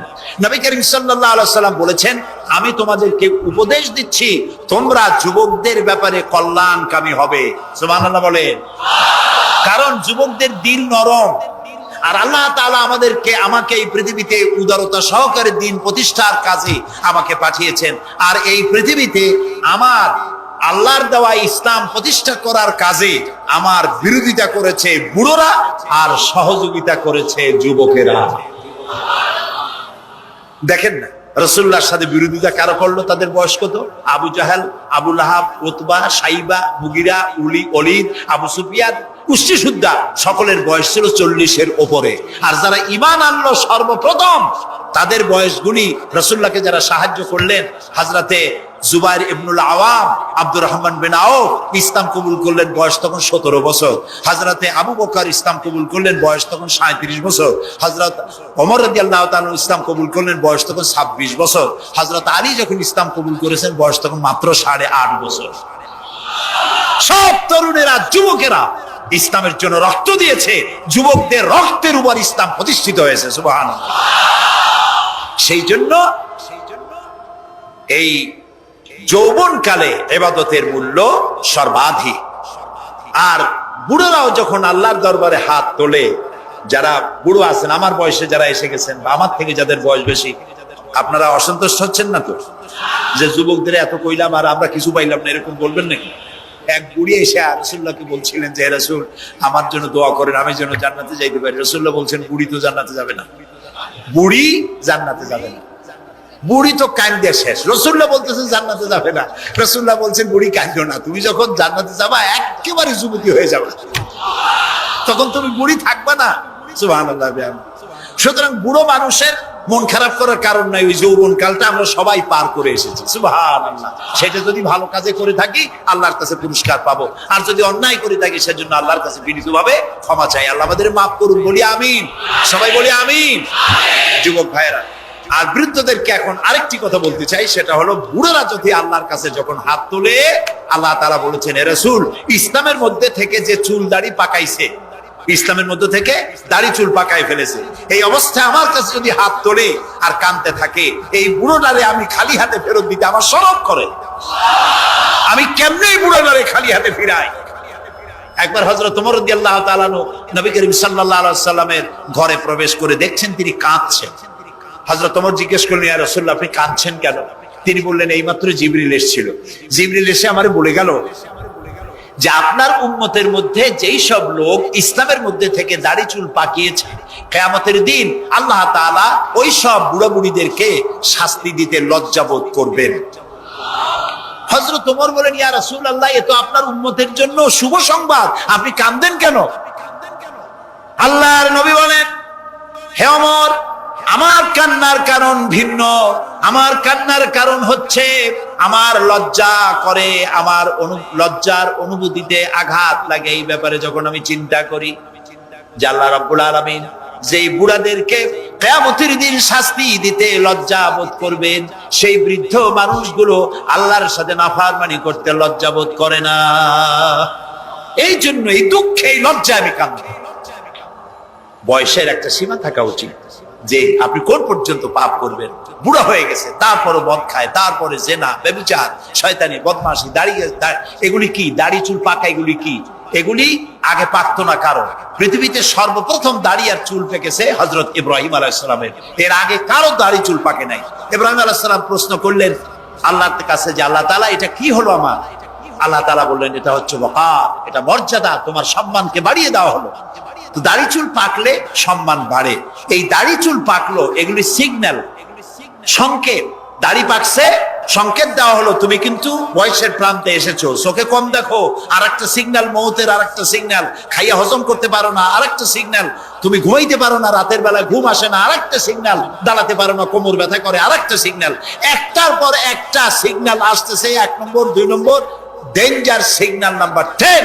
তারপরে হুঁশ হয় না মানুষের। নাউযুবিল্লাহি মিন যালিক। আল্লাহ তাআলা আমাদের হুঁশে আসার তৌফিক দান করুন, আমরা বলি আমিন। প্রিয় ভাই সব, খুব লম্বা করা যাবে না। 2 নম্বরে বলছিলাম আল্লাহর গুণাবলীর উপরে বিশ্বাস। 3 নম্বরে আল্লাহর কুদরত, আল্লাহর ক্ষমতায় বিশ্বাস। আল্লাহরে বিশ্বাস করি, এই কথার দাম নাই। দাম হবে 4টা শর্ত পূরণ করলে। কয়টা শর্ত? 3 নম্বরে আল্লাহর ক্ষমতা। 3 নম্বরে কি? আল্লাহর ক্ষমতা কি? আল্লাহর ক্ষমতা হচ্ছে রাতকে দিন বানান, দিনকে রাত বানান, জীবিতকে মৃত্যু করেন, মৃত্যুর ভিতর থেকে জীবন দান করেন, সাগরকে নগর বানান, নগরকে সাগর বানান। তিনি মরুভূমিতে ঝর্ণা, মরুভূমির ভিতরে পানির প্রস্রবণ চালু করে দিতে পারেন, মরা গাছে ফুল ফুটায় দিতে পারেন। শুধু 2টা অক্ষর কুন বলেন হও, আর সঙ্গে সঙ্গে হয়ে যায়। আল্লাহ তাআলা বলেছেন ফাআলুন লিমা ইউরিদ, যা খুশি তিনি তাই করতে পারেন। সুবহানাল্লাহ বলে। এই মাত্র কয়েক মাস আগে সুনামি কি হয়েছিল? এইটা যদি হয় সুনামি, তাহলে কুনামি কি আল্লাহ জানে। সুনামি হইল মালয়েশিয়া, ইন্দোনেশিয়া, মালদ্বীপ, শ্রীলঙ্কা, ইন্ডিয়া, থাইল্যান্ড, এই উপকূলীয় এলাকায় সুনামি। মাত্র 1.5 মিনিট। 1.5 মিনিটের সুনামিতে জলকম্পন আর পানি কম্পনে 2.5 লক্ষ মানুষ শেষ, আর 1 লক্ষ মানুষের কোনো খোঁজ নাই। প্রায় 3.5 থেকে 4 লক্ষ মানুষ দুনিয়া থেকে বিদায় হয়ে গেল 1.5 মিনিটের মধ্যে। আর সমুদ্রের পানি 33 থেকে 35 ফিট উঁচু হয়ে পানি এসে নগর, গাড়ি বাড়ি ভেঙে চুরে পাতার মতো, শুষ্ক পাতার মতো সব পুড়িয়ে ফাঁসিয়ে শেষ করে দিল। সুবহানাল্লাহ। আবহাওয়াবিদরা বলেছেন, বিজ্ঞানীরা বলেছেন, এটা নাকি কি বলে, ভারত মহাসাগরের অতল তলদেশে যেখানে মাটি, ওই মাটিরও কয়েক কিলোমিটার নিচে ফাটল ধরেছে। সেই ফাটল ধরে কি দিকে করিয়া জমিনের কম্পন লাগলো, পানিতেও কম্পন লাগলো। আমাদের এই যে ঢাকায় সকালবেলায় যারা মর্নিং ওয়াক যারা করেন, রমনা লেকের পাশ দিয়ে হাঁটতেছে, হঠাৎ পিছনে পানি মারছে, দেখেছে সকলের পিছনে পানি মারে কি, তাকায় দেখে রমনা লেকের পানি উথাল পাথাল হয়ে গেছে। ভূত না যে জুতা মুতা ফালাই ধুয়ে দিছে দৌড়। পানির মধ্যে যে কম্পনটা বাংলাদেশে হলো, এই কম্পনটা যদি মাটিতে হতো, তাহলে এই অপরিকল্পিত বানানো শহর ভেঙ্গে চুরে ভর্তা হয়ে যেত। আল্লাহ শুকরিয়া আদায় করি যে আল্লাহ তাআলা দয়া করে আমাদের গরিব দেশটাকে হেফাজত করেছেন। বলেন আমিন। আল্লাহ তাআলা, আমরা পাপী, আমরা হাজার বার স্বীকার করি আমরা পাপী, আমরা গুনাহগার, আমরা অপদর্থ, আমরা অযোগ্য তোমার বান্দা হওয়ার। তুমি এই গরিব মুসলমানদের এই দেশটাকে দয়া করে আসমান এবং জমিনি সব বালা ও মুসিবত থেকে হেফাজত করো আল্লাহ তাআলা। প্রিয় ভাই সব, আল্লাহ তাআলার ক্ষমতাকে বিশ্বাস করতে হবে। আর 4 নম্বরে আল্লাহর হুকুম এবং আহকামকে মানতে হবে, আল্লাহর আদেশ আর নিষেধ মানতে হবে, তা না হলে মুসলমান হওয়া যাবে। যা যা আদেশ করেছে যদি প্রশ্ন করা হয় মুসলমান কারে বলে, তাহলে আমি এক লাইনে বুঝাই দিই মুসলমান কারে বলে। ব্যাখ্যা দেওয়া যাবে সারা রাত, কিন্তু ব্যাখ্যা দেওয়ার জরুরত নাই, এক লাইনে বুঝাই দিই মুসলমান কারে বলে। মুসলমান সেই ব্যক্তি এই কোরআনের মধ্যে আল্লাহ যা যা আদেশ করেছেন সব মানে, আর যা যা নিষেধ করেছেন তার থেকে বিরত থাকে। রাসূলুল্লাহ যা যা আদেশ করেছেন তা মানে, যা যা নিষেধ করেছেন তার থেকে বিরত থাকে। যে ব্যক্তি এটা করে তার নাম মুসলমান। বুঝে আসছে? তার নাম কি? মুসলমান। এই যে কি বলে, আমেরিকায় গত জুমার দিন এক মহিলা ইমামতি করলো মসজিদে, একজন কইলো সুবহানাল্লাহ। এটা সুবহানাল্লাহ কোন কথা? নাউজুবিল্লাহ বলে। কোন জায়গায় কি দোয়া পড়া লাগবে তাও একটু জানিয়ে শুনিয়া তারপরে সেগুলি বলা দরকার। প্রিয় ভাই সব, মহিলারা ইমামতি করতে পারে না, জায়েজ নাই, বিধান নাই। কোরআন হচ্ছে কমপ্লিট, নতুন করে কোনো কথা বান্দার জন্য বলার কোনো দরকার নাই, সব আল্লাহ বলে দিয়েছেন। সুবহানাল্লাহ বল। আল্লাহ তাআলা এই কোরআনের মধ্যে বলেছেন, আল ইয়াউমা আকমালতু লাকুম দীনাকুম ওয়া আতমামতু আলাইকুম নি'মাতি ওয়া রাদিতু লাকুমুল ইসলাম দীনা। আমি আজ এই ইসলামকে একটি পূর্ণাঙ্গ জীবন ব্যবস্থা হিসেবে কমপ্লিট করে দিলাম এবং এটার উপরে আমি সন্তুষ্ট হলাম। কে বলেছেন? আল্লাহ তাআলা বলেছেন কমপ্লিট, নতুন করে কিছু করার দরকার নেই। আমাকে একজন জিজ্ঞেস করলো যে মেয়ে লোকের পিছনে নামাজ যে পড়া, মেয়ে লোক যে ইমামতি করতে পারবে না, এটা কোরআন শরীফের কোন আয়াতে আছে এবং হাদিসের কোন হাদিসে আছে যে মেয়ে লোক ইমামতি করতে পারবে না? তা আমি বললাম যে আগে আমার এই কথার জবাব দেন, আপনারটা জবাব পরে দিই। আমার কথার জবাব আগে দেন। মাগরিবের নামাজ কয় রাকাত পড়ি ফরজ? 3 রাকাত। 4 রাকাত পড়া যাবে না, এটা কোরআন শরীফের কোন আয়াতে আছে, কোন হাদিসে আছে? ফজরের নামাজ ফরজ কয় রাকাত? 3 রাকাত পড়া যাবে না, অথবা 4 রাকাত পড়া যাবে না, এটা কোন হাদিসে আছে, কোন আয়াতে আছে? কয় যে কোনো জায়গায় নেই। তা বললাম উঠাও, কোনো জায়গায় নেই। রাসূলুল্লাহ ইবাদতের যে নমুনা দেখিয়েছেন, যেভাবে করেছেন, তিনি 2 রাকাত ফজরের নামাজ 2 রাকাত পড়েছেন, আল্লাহ বলে দিয়েছেন ওইটাই ফরজ, পরে 1 রাকাত বেশি পড়া যাবে না। 3 রাকাত মাগরিব, 1 রাকাত বাড়ানো যাবে না। জোহর সব দিন জোহর পড়ি 4 রাকাত ফরজ, আর জোহরের ওই নামাজটি জুমার দিনে কয় রাকাত পড়ি? 2 রাকাত ফরজ পড়ি। এই কনসেশন কে করলো? না, আল্লাহ করেন না। এই কনসেশন করেছেন মুহাম্মদ রাসূলুল্লাহ সাল্লাল্লাহু আলাইহি ওয়াসাল্লাম। ইবাদত রাসূলুল্লাহ যদি 2 রাকাত পড়েন, 2 রাকাত পড়াই ফরজ। যদি ইবাদতের যে সব নমুনা তিনি দেখাইছেন তার থেকে ইবাদতের নতুন কোন নমুনা দেখাবার কোনো সুযোগ নাই। মহিলাদের আল্লাহ পাক এই পৃথিবীতে একজন মেয়ে লোককে নবী বানান নাই, বানিয়েছেন? যদি মহিলাদের ইমামতি জায়েজ থাকবে, তাহলে নবী করিম সাল্লাল্লাহু আলাইহি সাল্লামের জামানায় না হোক, অন্তত তার ইন্তেকালের পরে তার স্ত্রী আমাদের মা হযরত আয়েশা সিদ্দিকা রাদিয়াল্লাহু তাআলা আনহা এবং খাতুনে জান্নাত হযরত ফাতেমা রাদিয়াল্লাহু তাআলা আনহা মসজিদে নববীতে অন্তত একদিনের জন্য হলেও জুমার নামাজের ইমামতি করার চান্স পেতেন।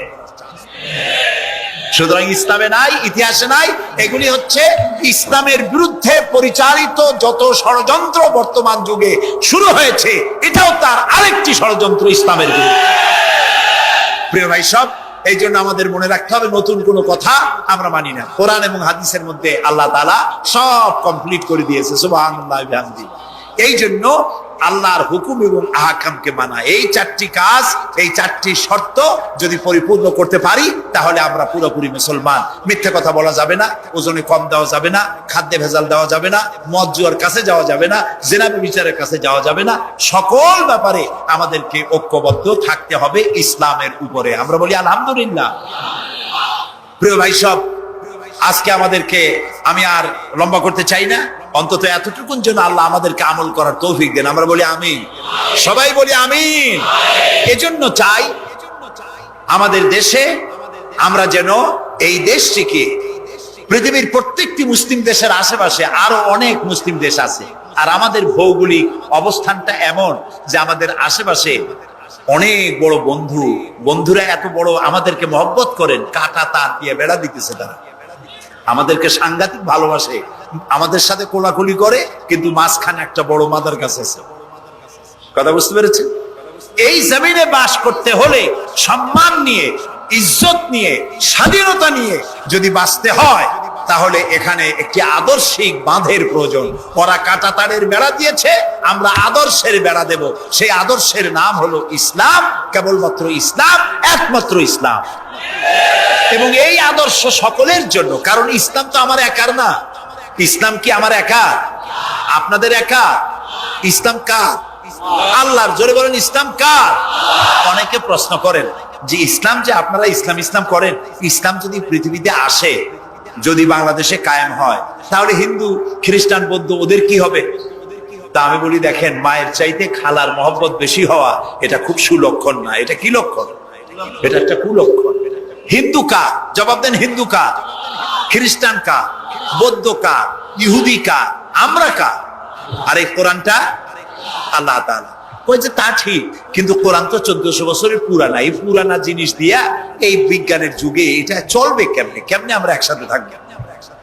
বলি, ভাই, সূর্যটা কতদিনের পুরাতন কন্ত দেখি? কয় তা তো কোটি কোটি বছরের পুরানা। তো কোটি কোটি বছরের পুরানা সূর্য আগের মতো তাপ দেয় না ঠান্ডা ঠান্ডা ভিজে ভিজে লাগে? কয় যে না, তাপ দেয় তো ঠিক মতো। তো তাপ যদি ঠিক মতো দেয়, সেই তাপ কি শুধু মুসলমানে পায় না হিন্দুরাও পায়? ডাবের পানি যখন আমরা খাই, মুসলমানের মুখে মিষ্টি লাগে, আর হিন্দুরা যখন ডাব খায় তিতের চোটে গাল কানের কাছে যায় না? সবাই সমানভাবে পায়, বলেন? তাহলে কোটি কোটি বছরের পুরানা সূর্য জাতি, ধর্ম, দল, মত নির্বিশেষে বিশ্বব্যাপী যদি তার কল্যাণময়িতা, যদি তার কল্যাণ করতে পারে, তাপ দিতে পারে, আলো দিতে পারে সমভাবে, তাহলে মাত্র 1500 বছর আগের সূর্যের তুলনায় একেবারেই টাটকা কোরআন শরীফ। মাত্র 1500 বছর আগে এই কোরআন শরীফ দিয়ে যদি আইন তৈরি হয়, তাহলে হিন্দুর কোনো অসুবিধা হওয়ার কথা? খ্রিস্টানের, মেয়ে লোকের, পুরুষের, কারো কোনো অসুবিধা হবে? হতে পারি না, যেহেতু এই কথাগুলি কার? আল্লাহ তাআলার কথা। দেখুন, কোরআন যদি মানা হয়, যেখানে মানবেন সেখানে শান্তি, যেখানে মানবেন না সেখানে অশান্তি। আল্লাহ তাআলা এই কোরআন বোঝার তৌফিক আমাদেরকে দান করুন। আমরা বলি আমিন। কোরআন এইভাবে এই সামান্য সময় বোঝানো সম্ভব না, সেই জন্য আমি আপনাদেরকে উপদেশ দেওয়ার মতো আমি এরকম ধৃষ্টতা দেখাবো না। আমি পরামর্শ দিতে চাই আপনাদেরকে, যে সেটা হচ্ছে কোরআন বোঝার জন্য তাফসীর পড়বেন। কি পড়বেন কন্ত? যেই তাফসীরটা পড়লে পরে ইসলাম বুঝবেন, নিজেকে বুঝবেন, নিজের দায়িত্বের অনুভূতি বুঝবেন, সেই তাফসীরটার নাম তাফহিমুল কোরআন। বলেন তো নামটা কি? আর একবার বলেন। 19 খণ্ডে সমাপ্ত। এটি নামটা যদিও আরবি, এটি বাংলায় অনুবাদ করা হয়েছে। বাংলা আমার মায়ের ভাষা, আলহামদুলিল্লাহ কোন। বাংলা ভাষার জন্য আমরা গর্বিত, আলহামদুলিল্লাহ কোন। আর ভাষার স্রষ্টা পৃথিবীর কোনো মানুষ নয়, ভাষার স্রষ্টা কে? আল্লাহ চুজ করেছেন আমাদেরকে বাংলা ভাষার জন্য, তাই আমরা বাংলা ভাষী। আর বাংলা আমার প্রিয় ভাষা, আমার মায়ের ভাষায়, আমার বাপের ভাষায়, এই বাংলা ভাষায় কোরআন শরীফে অনেক তাফসিরের বাংলা হয়ে গেছে, আলহামদুলিল্লাহ। এবং হাদিস, এমন কোন হাদিস নাই যার বাংলা হয় নাই। এমন কোন ইসলামী সাহিত্য যা মুসলমানদের জন্য প্রয়োজন, তার সবগুলি বাংলা ভাষায় ছাপা হয়ে গেছে, আলহামদুলিল্লাহ। কিন্তু আমাদের একটু কপাল খারাপ, এখানে বিমল মিত্রের কড়ি দিয়ে কিনলাম এত বড় বই, এগুলো পড়তে মাথায় যন্ত্রণা হয় না। শরতের রচনা বলি, রবীন্দ্রের রচনা বলি, বঙ্কিমের রচনা বলি, পড়তে মাথায় যন্ত্রণা হয় না। বড় বড় নাম করা নাট্যকারদের লেখা এই সেই হাবিজাবি কত বইপত্র, সব পড়তে পারে, কিন্তু কোরআন শরীফের একটা তর্জমা, একটা আয়াত, 2টা আয়াত পড়ার মতো ধৈর্য আমাদের নাই। প্রিয় ভাই সব, যারা পড়ে না তারা পৃথিবী গড়তে পারে না, যারা পড়ে তারাই গড়ে। আপনি চিন্তা করে দেখেছেন, গত 100 বছরের ভিতরে এই মুসলমানেরা পৃথিবীকে কিছু উপহার দিতে পেরেছে আবিষ্কার করে। আপনার পকেটে যে মোবাইল, আমার পকেটে যে মোবাইল, এটা আমাদের আবিষ্কার করা না? কম্পিউটার আমাদের আবিষ্কার করা না? কিন্তু যখন আমরা পড়তাম তখন আমরা আবিষ্কারও করতাম। এক সময় ঘড়িটা আমরা আবিষ্কার করেছি, আপনার আমার হাতে যে ঘড়ি, এই ঘড়ি আবিষ্কার করেছে মুসলমানেরা। কম্পাস আবিষ্কার করেছে মুসলমান। অ্যালজাবরা, ম্যাথামেটিক, জিওমেট্রি আবিষ্কার করেছে মুসলমানরা। এই সার্জারি